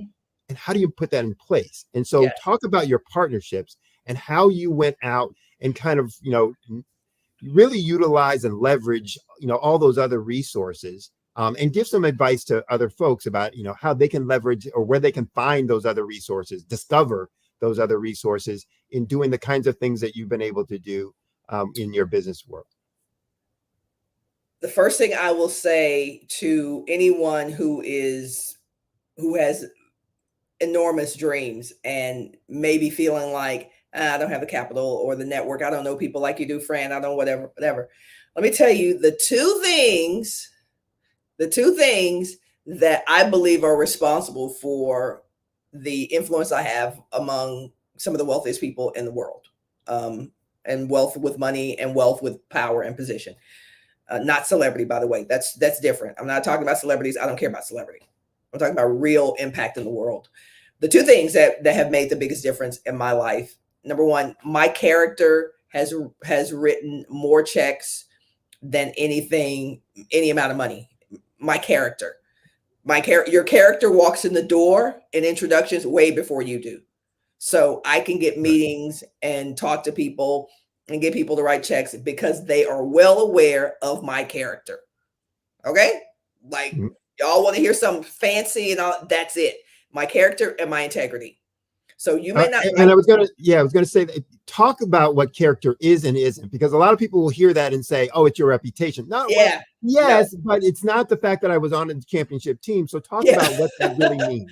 Yeah. Character is that it's an elusive but very real expression of who you are at the core, right? So if that's honesty, for me, that's directness, that's integrity, that's I do what I say I'm going to do, or I tell you that I'm not going to do. I can't do it, right? I'm never going to say, yeah, yeah, we'll do that. Let's get together. Anything as small as I'm going to call you tomorrow. If I can't call you tomorrow, I'm going to text you that night and say, hey, I know I said I'll call you tomorrow, but I'm not going to be able to. And I did that before we got on this thing. I text Eric Kelly, Dr. Eric Kelly, and I was about to go, hey, I don't know if I'm going to be able to do today. And then I scratched it out because I could. We had a conversation, right? So it's doing what you say you will do. That kind of track record follows you. So people know, hey, let me tell you something. Fran Harris, she's going to keep it a buck. You're not going to always like what she has to say, but she is always going to speak with courage. She's always going to speak with compassion, but she's going to be very honest. And most people are not. That's what follows me. So my character is the essence of who I am. You can't fake it. It's impossible to fake who you are, because that builds your reputation. As Sydney said, like, your character starts to follow you, and then it becomes the scent that people smell before they meet you. And so when people see me, they meet me, they go, hey, I've heard a lot about you. And I go, what did you hear? I always ask them, what did you hear? Because sometimes you don't know if you want to hear that. I go, what did you hear? So like, we heard that you're about the business. We heard that you have an immense amount of character and integrity. And they go, but they said, well, we heard that you're very direct. I go, okay, that's fair. Like all of that's fair. I can deal with that. But it really is, when people want to do business with you, they want to do business with you, and they only want to do business with you because they know they know what they're going to get. They know ultimately we're going to win. You have like this guy told me yesterday, he's like, you have a reputation of winning the right way. Like, you win. If you're attached to it, you win. And there's no shenanigans. I say, no, there's never going to be any of that, because I'm not going to do that to my name and my family. My parents worked very hard for us to have what we have, and I'm not going to do that. I'm not going to throw that away. So your character, your integrity, just understand, and if you ever want to know what your reputation is, do not be afraid to ask people, and don't be afraid to hear what it is, because think about this. I mean, what people think about me is them, right? Some people have thoughts about me. I don't know where they got them. So I'm not overly concerned about what you think about me, but I do know the essence of who I am. And so if anything is kind of incongruent with that, I'll set that straight. But otherwise, you can think whatever you want to think. My dad used to say, I look at the results. The results are that if I call somebody right now and say, can you connect me with XYZ? Even if it's the most famous person in the world, I'm probably 2 steps away from that introduction. Not because I know the famous people, but because my scent, my reputation is super positive, and it's aligned with who I am in the world. Right. And it tends to attract more of the same. Absolutely. That just says, and once that is, people look at, I remember in grad school, you know how in college, everybody, classes will have work groups and study groups and that. And, so I was one of the couple that, they always wanted in the group because of, my results, my performance. You're gonna get it done. but it's one of those things where you're like, no, not you. I know the other people. No. And so we would always congregate together. It's like, yeah, we are going to, have a work group together because we know we can trust each other, work at the same level, et cetera. So yeah, those folks are going to always find each other, which makes it easier for you to get the things done that you want to do in the future. So great point. Attraction. Like, if you guys have probably heard this, like, if you ever want to know what you are, where your internal mindset and heart set is, look at what you're attracting. It's the same thing our parents used to say. If your parents were my parents' age, which would be like in their 80s and 90s, my mom would always say, watch your crowd. Like, your crowd is going to tell me everything about what you're thinking about yourself. And it's so true. Like, we hated hearing that. I hated when my mother said, you better watch your crowd. But now I get it because she's saying who you surround yourself with, who you attract, has a lot to do with what you put out. You hang out with so-and-so, you're going to be so. That's right. It is so true. It is so true. So yeah, attraction. Look at what you're attracting into your life, because it kind of tells you like where your center is. Yeah. You're getting ready to do, or maybe you already have it, Business University? Black Business University. Yes. I have been talk a little bit about that and what you were looking to do and why you got involved with it. So have you ever had like a germ, like a seed of a thought? It's like magnificent. It's huge. But it takes a while for it to grow. It takes a while for it to you kind of figure out what it needs to be. I've done this all my life. Like I'll have in the middle of the night, I'll sit up. Oh, this is a great idea. So I'll put it in my thing, put it in my diary or whatever. And then, 2 or 3 years later, I may do it because it's not there yet. So Black Business University is something I thought of over a decade ago. When courses were just coming, I was like, I don't know what this thing is, but I'm going to do something with this thing at some point. And so I told Dr. Eric Kelly 2 nights ago, I was like, well, I mean, because he and I want to do something together. I'm like, Black Business U, is kind of coming in 2025. It's finally here. And did y'all hear me say it's over a decade? Like it's at least 15 years that I've had that domain, blackbusinessu.com, and been thinking about it. And I tried a couple of things and I was like, when it's ready, when it's time, it will be revealed to me. And so it has been this year. And so we're going to launch it next year. And all I can tell you is that it has to do with media, and it has to do with, the largest kind of existence of Black expertise and brilliance on the planet. But what it becomes, we will launch that in 2025. Good.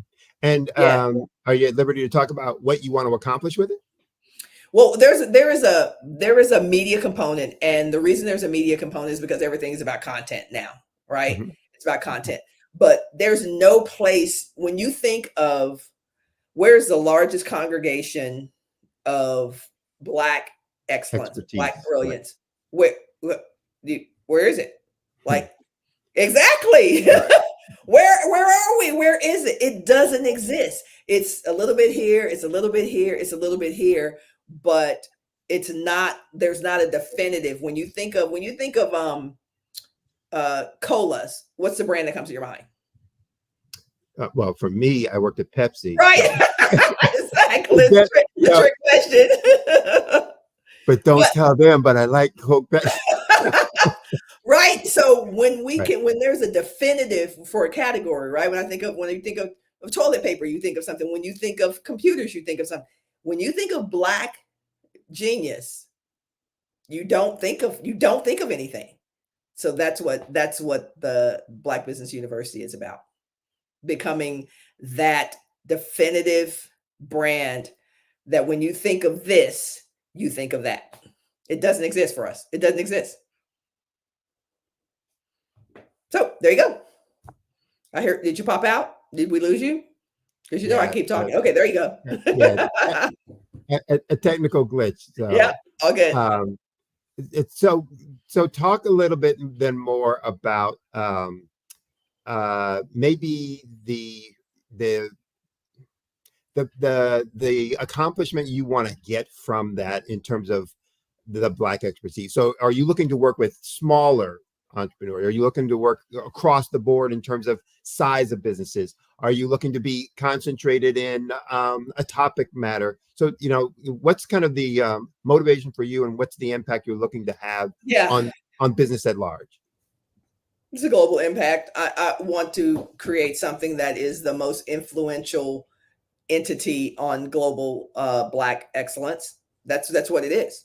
Okay. It is, whatever you identify as Black or whatever, it's not designated for small business, or it's not that at all. It is, when you think of this, you will think of this. Just like you just said, Coke. When I think of, television icons, Black television icons, there's one person that comes to mind. There is a reason that brand has been built, that's who we think of. When you think of, luxury car. So the definitive go-to and brand for Black brilliance is what I want to create. And it's not one thing. It's not one service. It's not one whatever. It's the building around that notion that no organization, no company has had this much impact on a people than this. Okay. Right. So, yeah. So I'm getting notes from the production folks. Two things. One, that they allow me to keep going, because I asked them if we could spend more time, because I knew people wanted to get more info from you and all the things that you're talking about. So we get a few more minutes on that. But second, they wanted to make sure I mentioned about the 5,000 speakers on the Black Business Network. So, so the concentration. So I made mention of that as well. Talk about everything between 2016 and 2024. Things have been all a jumble. Mm-hmm. But obviously with 2020 and the pandemic, things were, really, everything was turned, topsy-turvy on its head. Business, personal, social science perspective, and how people interact and don't interact with each other, all that kind of stuff. Yeah. Talk about, for all the business activities you had, sports. I mean, and sports requires people to be in one place, or to consume a specific kind of way.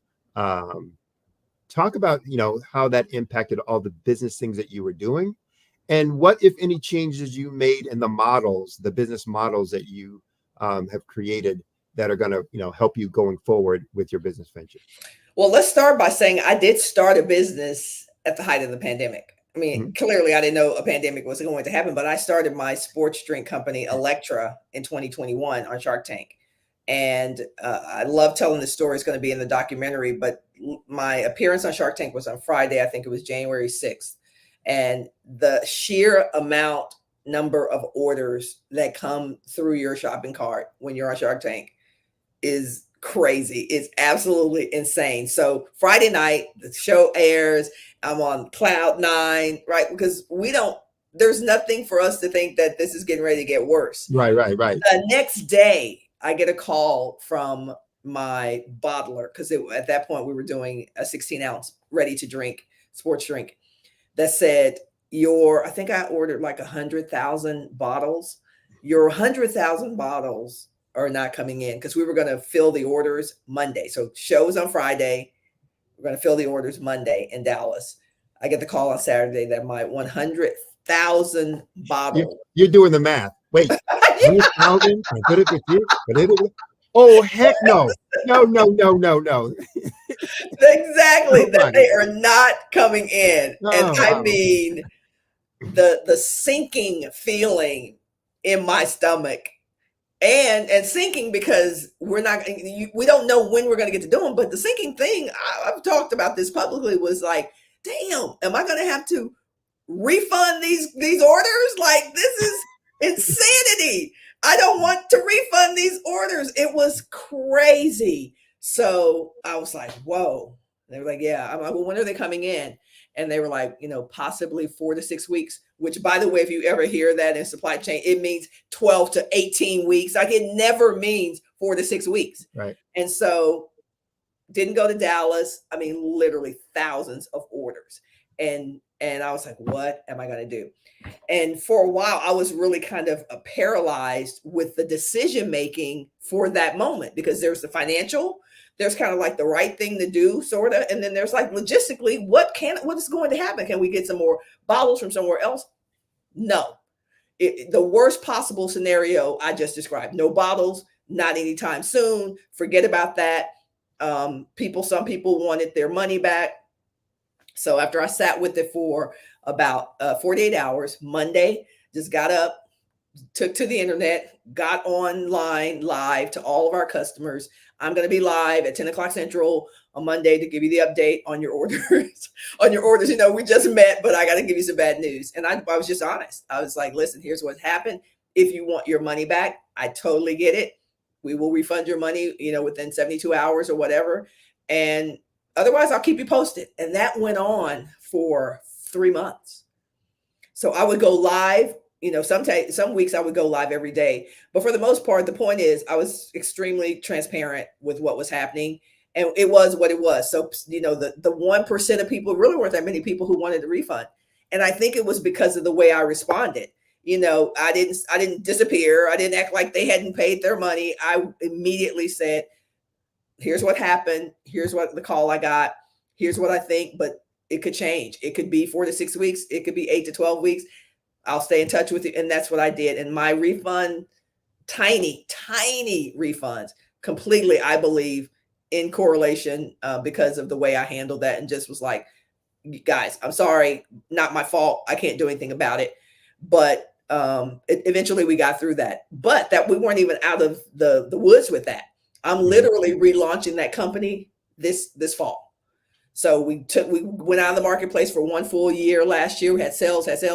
And then I'm like, I want to do something different with this company. So I sat out like a game. I sat out a whole year, rebranded, reformulated, and just got a call last week from QVC, which, if you're familiar with that, is a shopping network, who they've always been interested, but I didn't have product. So I'm like, I don't have product. When I'm back in production, I will let you know. So they reached out. Everything is just, working. But again, I'm going to go back to what I said 20 minutes ago, which is character and integrity, just being honest with people, and not posturing and not pretending and not lying. Just give people the real deal and things work out. The other thing I heard in your response and answer too was the both flexibility and the so I heard you talking about how you were personally flexible in whether it's going to be, what do I need to do, etc. Yeah. But also the ability to deal with ambiguity, which a lot of folks don't have. Yeah. And in business, if you don't have it, that can be problematic. Everything's not certain, and you have to be able to make decisions when things aren't certain. What you're going to do, how you're going to do it, the what ifs, and the 3 or 4 different plans. So, did you go through a lot of that as well? I mean, you alluded to it in your response, but did you go through a lot of that as well? Yeah, listen, y'all, I don't know how old some of y'all are, but it was a lot easier to fail 30 years ago when there was no internet, right? You could fail in the dark. You could literally fail and nobody would even know. They wouldn't even know. When you're on the internet, when you're selling on the internet, our brand was direct to consumers. So there's a website components, there is the social media. Like, people were like, what's going on with this company? What is going on? I mean, just again, this is a minute percentage, and there's a point to be made about where we focus our attention. So there is minute percentage of people who were like, I've been trolled, you were such a badass on Shark Tank and telling everybody blah, blah, blah, blah, blah. But now look at your company, it's whatever. Like, there was that. And what did Miss Roney tell him? What did Miss Roney tell him?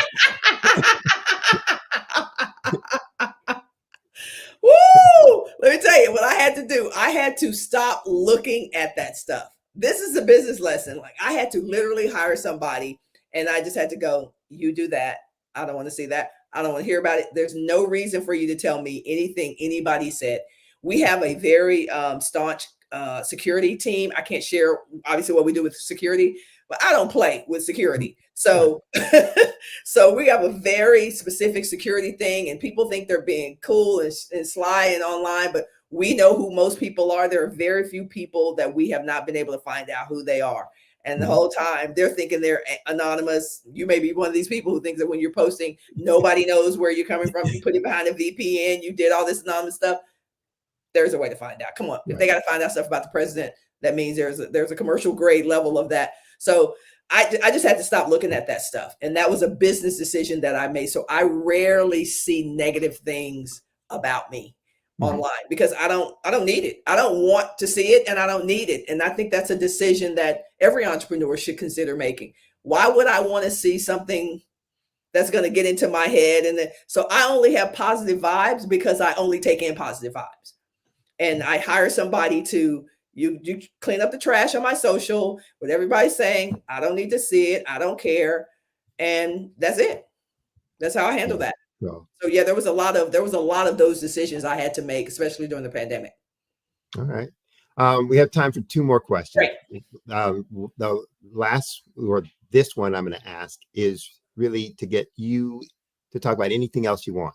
So if you had the one piece of nugget, the one piece of advice that you would give folks out there, in business, in sports, whatever, in life, what would it be? And elaborate however you want to on that. Fail fast. Fail fast. Fail fast in relationships. Nobody wants to hear that. Fail fast in relationships. I mean, personal, intimate relationships. Why are you hanging around somebody who has already shown you that they don't have the capacity to be supportive, empathetic, kind, caring? You're going to hang out for 5 or 10 more years? That doesn't make sense to me. Right. Like, that may sound cold, but that doesn't make sense to me. And I've never done it. That's the truth. I've never done it. Like, and I've been criticized by my friends, like, girl, he was, and I'm like, I don't care what he was. He wasn't for me, Right. and I fail fast in relationships because I value me. I really do. I really do. And I'm not going to stay in a relationship with someone who's causing me to think differently about who I am, who can't be supportive, so fail fast. Nobody will tell you that relationship, because we talk about, they've been married for 40 years, but nobody said it was a great 40 years. Or they've been, we need to hang in there, or the Black family or whatever. Like, I think mental health is more important than marriage. I do. I think being in a good marriage is beautiful, but if it's not a good marriage, it needs to be a done marriage. That's how I feel about business and personal. So I don't hang around for the bad to come. I never have. And I think that's credit to my mother. She's always told me, like, you're smart, you got good sense. That was the thing. You got good sense. And you don't need anybody treating you poorly at all, ever. Don't ever accept that. And I never forgot that from when I was 9 years old. I never forgot that. So the pain I might have to go through of a breakup, okay, I'm gonna be sad a little bit, but then I'm gonna be good. I'm gonna be winning soon. So fail fast. And in business, fail fast. Figure out what you're doing poorly, what you're doing wrong, who you need to hire for, what you need to bring in to make your business better. Do it quickly. Don't have so much ego that everybody on your staff is saying, hey, we need to drop the pimento cheese chicken. We need to drop that. It's not working. It's not selling. The results are telling you that, but it's your grandmother's, recipe. You're going to keep fail fast. Fail fast is the best advice I've ever given. And it's the best advice I've ever gotten. Okay, good. All right. Last question. A little easier.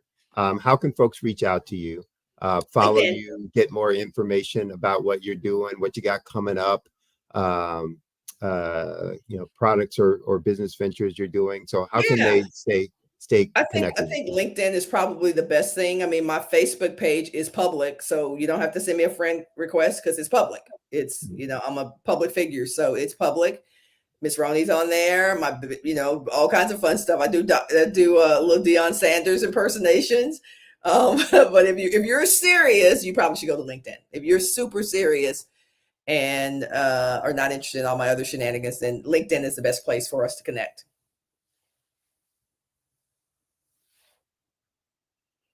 All right. Little music here as you come back on, Sydney. You'll be back in a minute, I guess. I'm gonna check my email while I'm waiting for you to come back. All right. There you go. There you go. Yeah. I was checking. There was another question in the chat. Okay. About the $1 billion conference. $1 billion business conference. Oh, okay. Somebody's inviting me something. Oh, well, the chat was, can you ask her about the $1 billion business? So I thought it was something that you already have out there, et cetera. So yeah, but maybe they were thinking about the $1 billion business university that you were talking about before. So. Oh, the Black Business University. Yeah, for sure. Yeah. Yeah. All right. Well, it has been a pleasure to meet you in person, to get a chance to talk with you about all the things that you've done and kind of the insights that you have. I know the folks out there have gotten a ton of value and worth from all the insights that you've provided. So on behalf of them, I say thank you as well. Thank you. Hopefully that you'll be able to come back and share some more with us again, and would love to get a chance to interact. So as we say, genius is common, and I'll see you on the other side. Bye. All right. So the Black Business Expo's mission is to raise funds for high school seniors going to college or for K through 12 entrepreneurs. The expo is a fundraiser for students. So you can go to the website, www.blackbusinessexpousa.com. Again, that's www www.blackbusinessexpousa.com to donate to the scholarship fund. You can also use Cash App. And on Cash App, use the account $BBX USA. Again, $BBX USA. Our goal is to give laptops and up to $5,000 to students. So if you are a student and would like to get in on that, you can register at that same website, www.blackbusinessexpousa.com. And remember, every dollar counts, so please donate to the fund. I also want to take time to thank all of our Black Business Expo USA sponsors for this month, the month of September 2024. Those sponsors include NC100, Suede Soul, Carolina, Virginia Minority Supplier Development Council, Step Management, Margie McLean Foundation, Inc., Genius is Common, Our TV, the Executive Women's Success Institute, the Quality Coaching Company, Superwoman Business Services, Creative Force Studios, Lee Entertainment, Black Business Olympics, Artistic App Design, and Black Business Expo USA. Stay tuned for more programming. And remember, genius is common. I'll see you on the other side.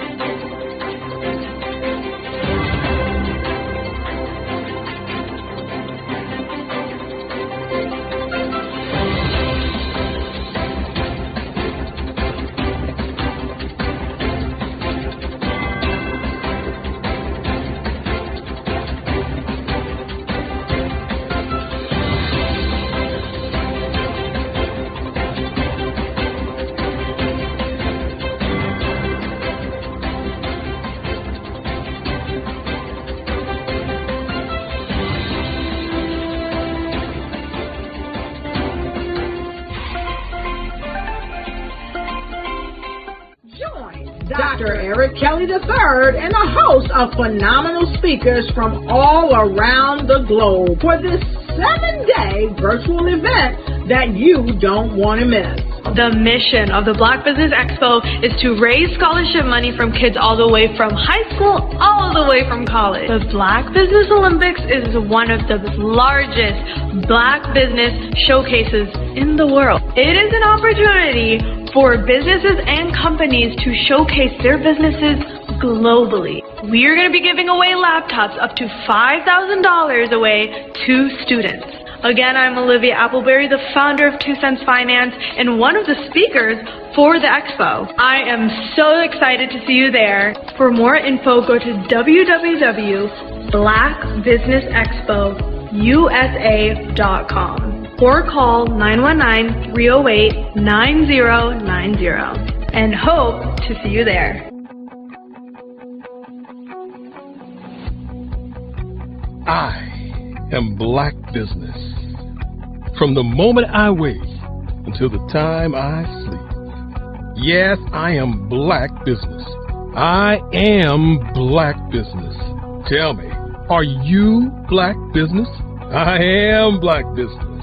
Do you support Black businesses?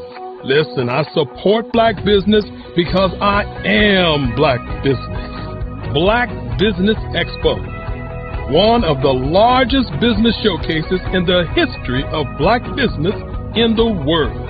The world! Sign up today at www.blackbusinessexpousa.com or call 919-308-9090. I am Black Business. I am Black Business. From the moment I wake until the time I sleep, I am Black Business. I am Black Business. Are you Black Business? I am Black Business. Do you support Black businesses? I support Black business because I am Black Business. Black Business Expo, one of the largest business showcases in the history of Black America, in North Carolina. Join Dr. Eric Kelly III and a host of phenomenal speakers from all around the globe for this 7-day virtual event that you don't want to miss. The mission of the Black Business Expo is to raise scholarship money from kids all the way from high school all the way from college. The Black Business Olympics is one of the largest Black business showcases in the world. It is an opportunity for businesses and companies to showcase their businesses globally. We are going to be giving away laptops up to $5,000 away to students. Again, I'm Olivia Appleberry, the founder of 2 Cents Finance and one of the speakers for the expo. I am so excited to see you there. For more info, go to www.blackbusinessexpousa.com or call 919-308-9090 and hope to see you there. I am Black Business. From the moment I wake until the time I sleep. Yes, I am Black Business. I am Black Business. Tell me, are you Black Business? I am Black Business. Do you support Black businesses? Listen, I support Black business because I am Black Business. Black Business Expo, one of the largest business showcases in the history of Black business in the world.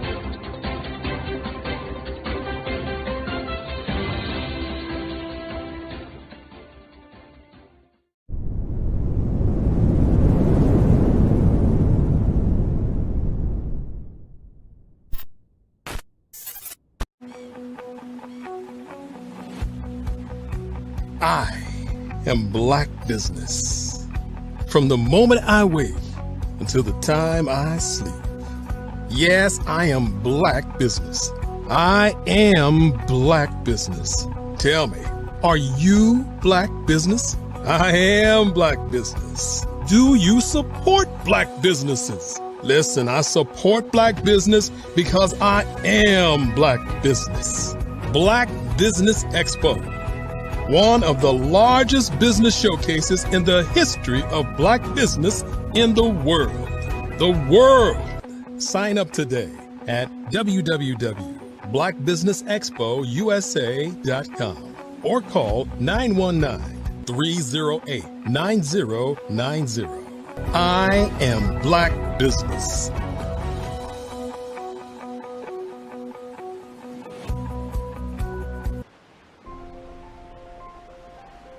What if you could build your own city?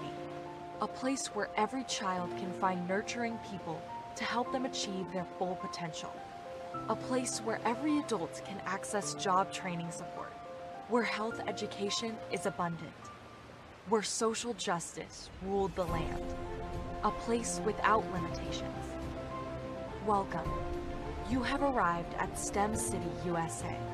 It is what every city should be. A safe and trusted community where you find people and resources to help you become everything you are and beyond. STEM City is unlike anything you have ever experienced. It is a digital twin of the world around you, only better. STEM City is about energy and soul renewal. It is more than a digital world. You can almost feel the power of live cultural events, music, and theater. STEM City.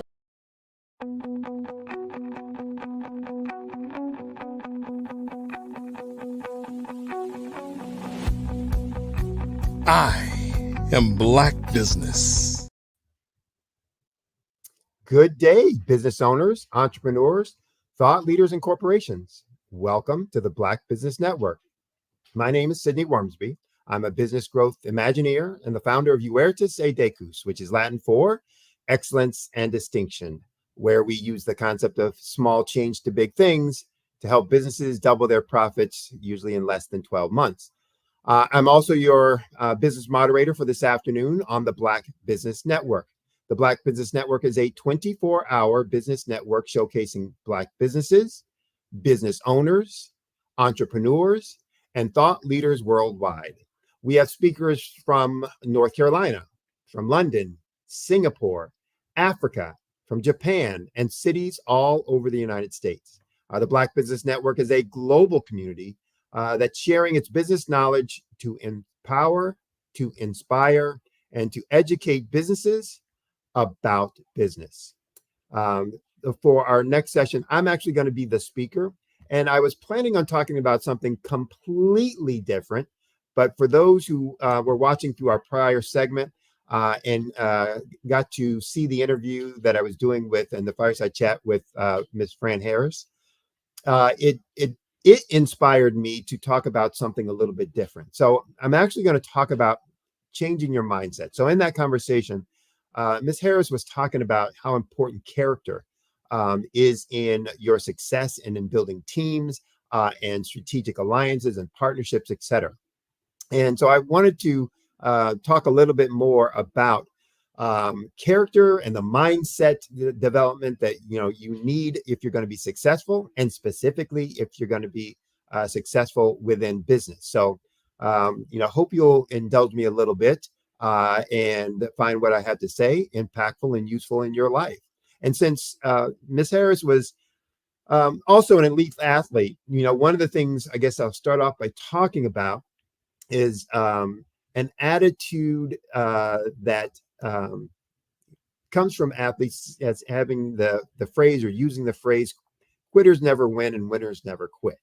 And so that's an important piece for us to know and understand. But before I get into that, I want to talk a little bit about what that phrase really means and how it can be used to change your mindset. So the phrase quitters never win and winners never quit starts with an understanding that they didn't get there on their own, meaning that they didn't get to that mindset because they were born that way. They didn't get that way simply because they, learned it. It comes from, something in terms of experiences and expertise, that comes along with activities and the things that we've experienced within our life. There's a few phrases and quotes that I think highlight some of these aspects. Nelson Mandela once said, "When people are determined, they can overcome anything." He also said, "Our greatest fear is not that we are inadequate, but our greatest fear is that we are powerful beyond measure." Oprah Winfrey had a quote that is, "The greatest discovery of all time is that a person can change their future by merely changing their attitude." And Vince Lombardi was the one who had the quote, "Quitters never win and winners never quit." So I do this talk that I call the 3 Ds for success. And those 3 Ds are dedication, discipline, and determination.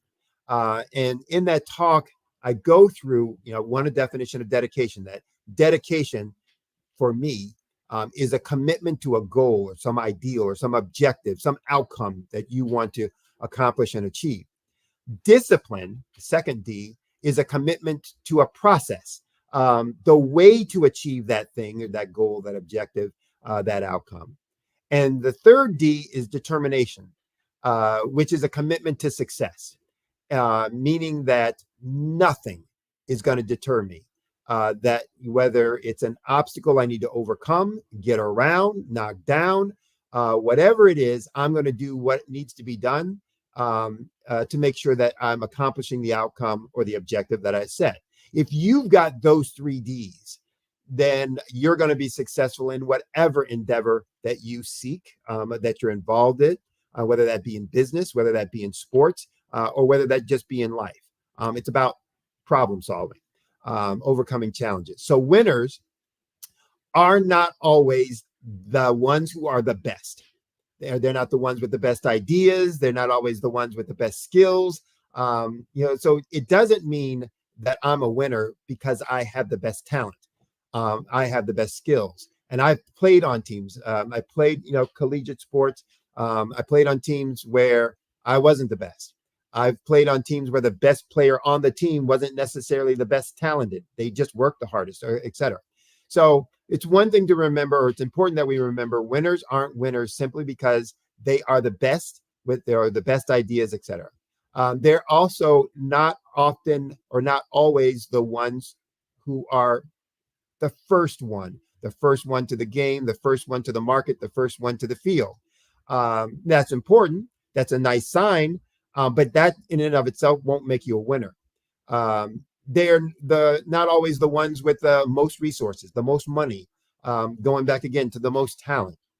But they are the ones who, when faced with obstacles, when faced with adversity, when faced with challenges, they adapt and they change in order to stay on the path to achieve whatever objective or goal they set. And that I found to be true in every circumstance and every situation that I've been in. The winners aren't the first, aren't the best, aren't the ones with the mostest, but they are the ones who are going to, whatever they face, adapt, change as necessary to make sure their objective is achieved. So they're the most resourceful. They're the most creative problem solvers. The question really then becomes, where does that ability originate? Where does the ability to change and adapt come from? Well, I do another talk where the subject is about performance management and motivating others, etc. But I use the phrase, and the title of the talk is "You get what you expect, inspect, and accept." And so change, though, typically starts with changing your expectations. So in that talk, I say you're not going to get something if you don't first expect it. Expect that you're going to get it. Expect that you're going to achieve it. Expect that you deserve it, etc. And then the inspection part is you're not going to get it even if you expect it, if you're not constantly checking in on, monitoring, observing where you are along the continuum from where you started to where you're looking to go to your endpoint. So that's the inspection part. And the accept is if you have an expectation and you're constantly monitoring where you are along that continuum to achieving that objective, you won't get it, what you expect, unless you're willing to accept nothing less. And so you're going to get what you expect, inspect, and accept. And change rarely starts with changing your expectations. Most change begins when you really have one simple realization and one simple statement or comment to yourself. When you say to yourself, that's enough, that's it, I've had enough, that's enough, something that says, I'm not accepting anything less anymore. And so it's important that when we're looking at, how do I change my mindset? Remember first to your mindset will start to change when you decide that whatever you're experiencing isn't sufficient and you've had enough of not getting what it is that you want, or what your objective is, or where you want to be. And at that point, you can start making other kinds of changes, whatever those might need to be in that specific time frame. So the phrase about changing what you will accept, what you stop accepting leads to you being able to say no more, change in behaviors, discovering what needs to be different about your actions, about your strategies, in order to accomplish the objective that you've set at the end. What you're willing to accept, or when you're willing to accept outcomes that are nothing more than or nothing less than what you've established as the expectation, you'll start to see that not only does your behavior change, the things that you start to attract in your life and in your process will also start to change. Let's move on from there. How do you change the paradigm? To discover new possibilities. So if you say yes, that's enough, I'm not going to accept it anymore, you have to change your mindset. You have to change the paradigm. You have to change what you're looking at, thinking about, the way you see things. You need to get unstuck. You need to see new ways about things. How do you discover that if you've never experienced it before, though? So one simple phrase that I use and that I suggest for folks to start the process of discovery is simply this: what if? And those are the two most powerful words that you can have. Now, what if can be used in a negative way. So I'm not talking about the what if that's pessimistic and disaster seeking. What if it starts to rain? Well, what if I don't get enough money? Well, what if the first time I fail? Well, what if they say no? Those are all pessimistic what ifs, and they're going to be powerful, but they're going to be powerful in a negative way. They're going to stop you. They're going to block you from doing anything. And anything consistent with your objective. I'm talking about the powerful what if, the what if that leads to creativity, the what if that leads to kind of visionary mindset, that leads to a solution orientation, that leads you to see a view from the side of success. So if you start saying, well, what if I could actually sell $1 million worth of stuff in a month?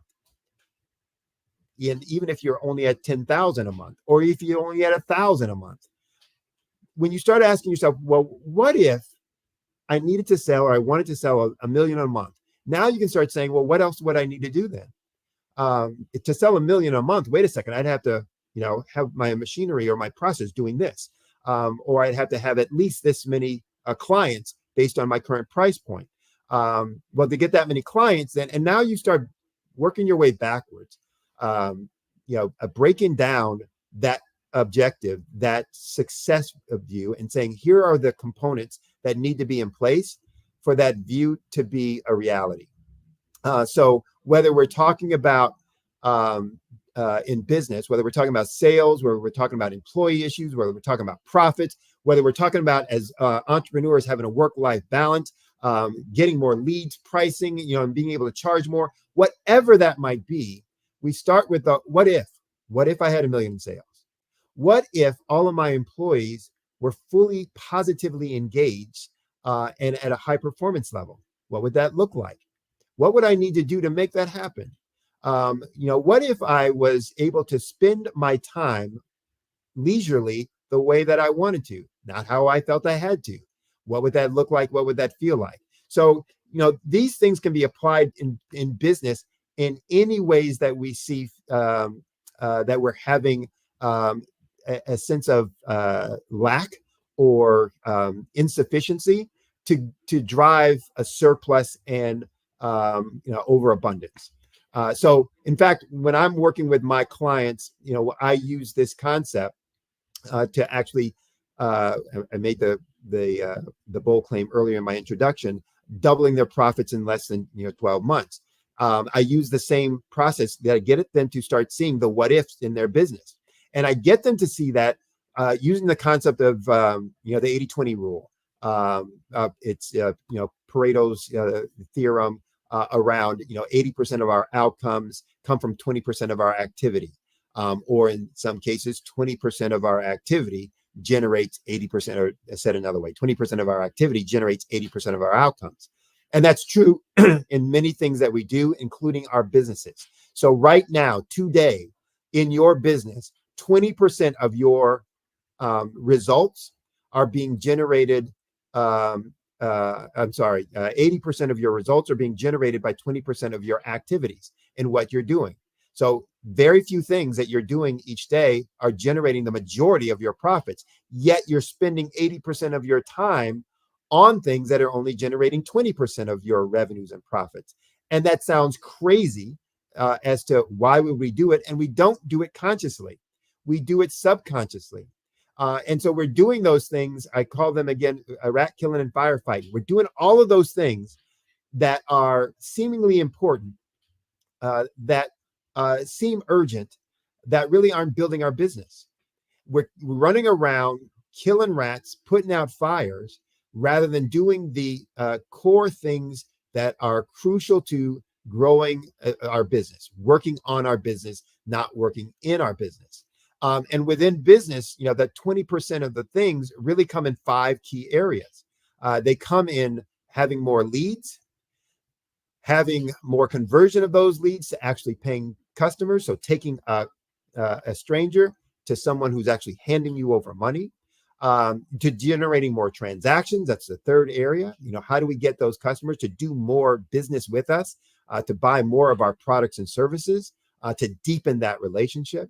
The fourth area is in pricing. How do we get to a point where we're charging higher prices for the services that we're delivering or the products that we're producing, meaning that we are driving a value proposition that makes us more valuable to those that we're seeking to buy our products and services. And the last area, the fifth and last area, is in profitability, which really comes from lowering our expenses. How do we do what we're doing more efficiently, more effectively, so that more of the money that we bring in at the top flows through to the bottom line? So every business, I don't care whether you're for profit or not for profit, whether you're new and starting up or whether you've been in business for 30 years, all businesses grow from these 5 areas and these 5 areas alone. There's no other way to grow a business unless you're doing it in one of these 5 areas. And again, I don't care if you're a $1 billion company, if you're a Fortune 50 company, or if you're a mom and pop restaurant. And so the question then becomes, well, how do I have impact, and how do I make those changes? Going back to that what if, and what if in each of these areas. And I use the concept, as I said earlier, of small change to big things to help them see what you can do in simple changes of process, changes in procedures, changes in behaviors or mindsets that will result in big transformational impacts in the business. So when you're making those small changes in these core critical areas, not only does it have a big impact in that one area, but the ripple effect that it has throughout the entire organization and these other 5 areas is also significant, which allows for the transformation. Because it's small incremental changes in procedure, in behavior, in process, it also is one of those things that it doesn't cost you any money. So you don't need a big loan. You don't need to have a big profit, or wait till your profits get to be $100,000 or $1 million or $10 million or whatever number you think needs to be in order to now start growing your business. You don't need to have a new piece of equipment. One of the things that you need to do is really just stop and say, well, what if I stopped doing it this way and started doing it this way? What would it look like if I were getting 500 leads a day instead of 5? What would that mean for the business? Well, what would I need to do to get 500 leads a day? And stop listening to the negative voice, or the little small person on your shoulder that keeps whispering in your ear, that's not possible. How could you do that? You can't even get 5 last week, much less 5 in a day, much less 500 in a day. We simply say, if I'm going to get 500, here's what it needs to be. And I'm going to need to do this. I'm going to need to have that. I'm going to need to talk to this many people. I'm going to need to interact these kind of ways. We start, building the blocks to saying, this is how I get there. And then I simply go do those things. And when I do those things, the result will be what the result will be. Maybe it's 500. Maybe it's only 250. But if I started at 5, am I mad because I only got it to 250?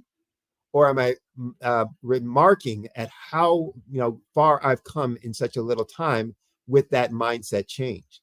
And then I started making the next adaptation by saying, okay, I got to 250. What was successful? What if I started doing this more, or spending more time here, or added more resources to this, this other aspect, of the process?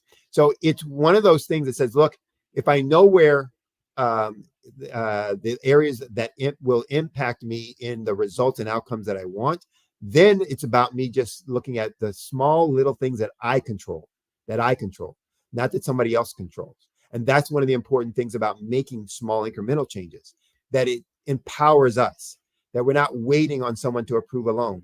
We're not waiting on someone to deliver us new equipment. We're not waiting until our results, are bigger in terms of profit to be able to grow. We're taking the things that we control, our own time, our own actions, and we're saying, how do I put those to use to deliver the thing that I want to accomplish and that I need to overcome in order to move my business forward or to move my results in the direction that I want them to have. I tell the story all the time when I used to work corporations, the Pepsis, the Citigroups, global ops, or in some of the executive level business units that I managed. People would come to me and ask for capital expenditures to be able to do a certain project, or to be able to fund some activity that they wanted to do within their department or their business line. And the first question I always asked them was, what if I said no? What would you do? And different people would give different responses, but it usually fell in one of two categories: we throw up our hands and I guess not do anything category, or the I would do these kinds of things and just make it work the best way possible. In the would throw up our hands category, it would be things people would be saying would be like, oh well, I guess we wouldn't be able to do it, so we just keep limping along this way, et cetera, et cetera, et cetera. And for those folks, I look at it and say, well, then obviously they don't really have an idea of how this is going to work and what they're going to do. And so I'm not willing to, invest or approve their capital request, et cetera. But for the folks who said, well, if you didn't give us the approval, you said no, what we would do, and they would always have some solutions about how they were going to do it manually. Or how they were going to do it on a small scale, how they were going to do it with things that they already had in their possession, in their department, or under their responsibility. And my response would always be then, go do that. And when you go do that and you have some results, come back and tell me about those results. And that's what I work with my clients about as well, is helping them understand what they have complete control over now that they can put to work, that they can get results from, and that when you're talking about wherever you're at within your your business or your life, et cetera, if you want to make a change, when you've said that's enough, I don't want this anymore, I want different, I want more, then you start putting these things into place, the what ifs, and what are the things that I can change, that I must change in the way that I'm perceiving, the way that I'm looking at things, the way that I'm doing specific things that will get me the result that I want or get me closer to the result that I want. And then when you start doing those things, the outcomes become, if not exactly what you desired, they become on the path, but you also then start enrolling other people into that journey. They start seeing the path that you're on. They start understanding what you're trying to do. And they provide resources, advice, guidance, sometimes, money, to support that, because they now have a better understanding and they see the progress and the determination that you have to it, the dedication and commitment that you have to it, the discipline you now have around that process, and the determination that you're showing for the outcomes. And those things, that dedication, that discipline, that determination is what will ring true for them. And will shine through for you, that will then be your calling card going forward. That will allow you not only to have that success, but to have other people want to be a part of that success, so that, in the future, when you're trying to do more things, they'll be looking to you as that sounding board for it. So I'm running towards the end of my time here. If you want to reach out and get more insight about, or have some comments about how you've used that concept of what if to change your paradigm, to change your mindset, or if you have some stories about how that worked for you, I'd love to hear them, because I can use them on my podcast, or I can use them as examples in some of the posts that I'm making, to my social pages, to highlight, for people, the kinds of changes, folks are making out there. I'd love to hear about it. But what I'd also offer to you, if you're trying to find out how in your business you can make these small changes to big things, I have a tool on my website that you can use. It's free, won't cost you anything. It's a simulator.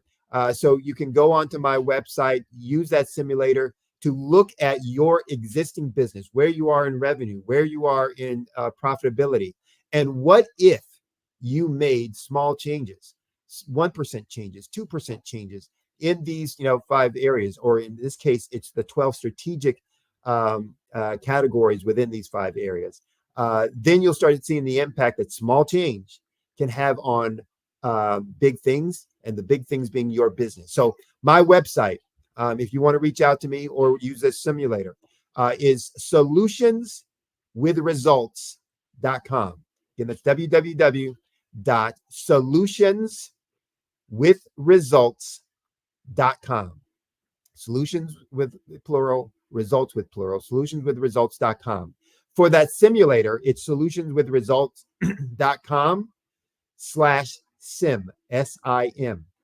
Or you can spell out simulator, but you'll get there right at SIM. So hit enter there, you'll go to the simulator. Would love to hear from folks. If you go to that website, my website, you'll be able to use the simulator, or you can ask me a specific question. I have an Ask Sydney section where you can give me a specific question that you're dealing with in your business, and I will answer you within 24 hours with a response as to, here's a suggestion, or here's something that you can look at to be able to do. On my website, you can also get a digital free copy of my book, my first book, that you can download for your own education and information. I also have some free training on the website, so feel free to go there for the free book, the free web training, or to use my simulator to be able to map out your business, and what if you made those changes, where would it take your business? Look forward to hearing the stories about your successes, and until then, as we say, genius is common, and I'll see you on the other side.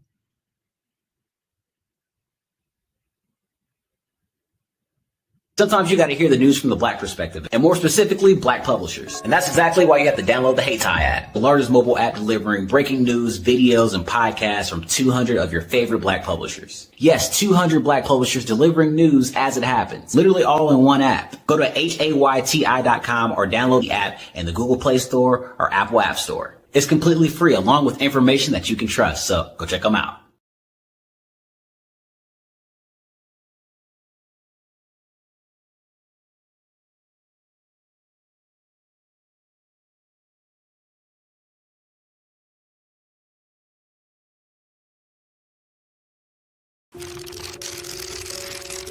Bravery is not the absence of fear, but the ability to overcome it. We stand for those who defy suppression, who speak out, and those who walk the road less traveled. Everyone deserves to be seen and their voices to be heard. We're sparking a movement, growing a community of creators united by the desire for freedom, choice, equity, and ownership.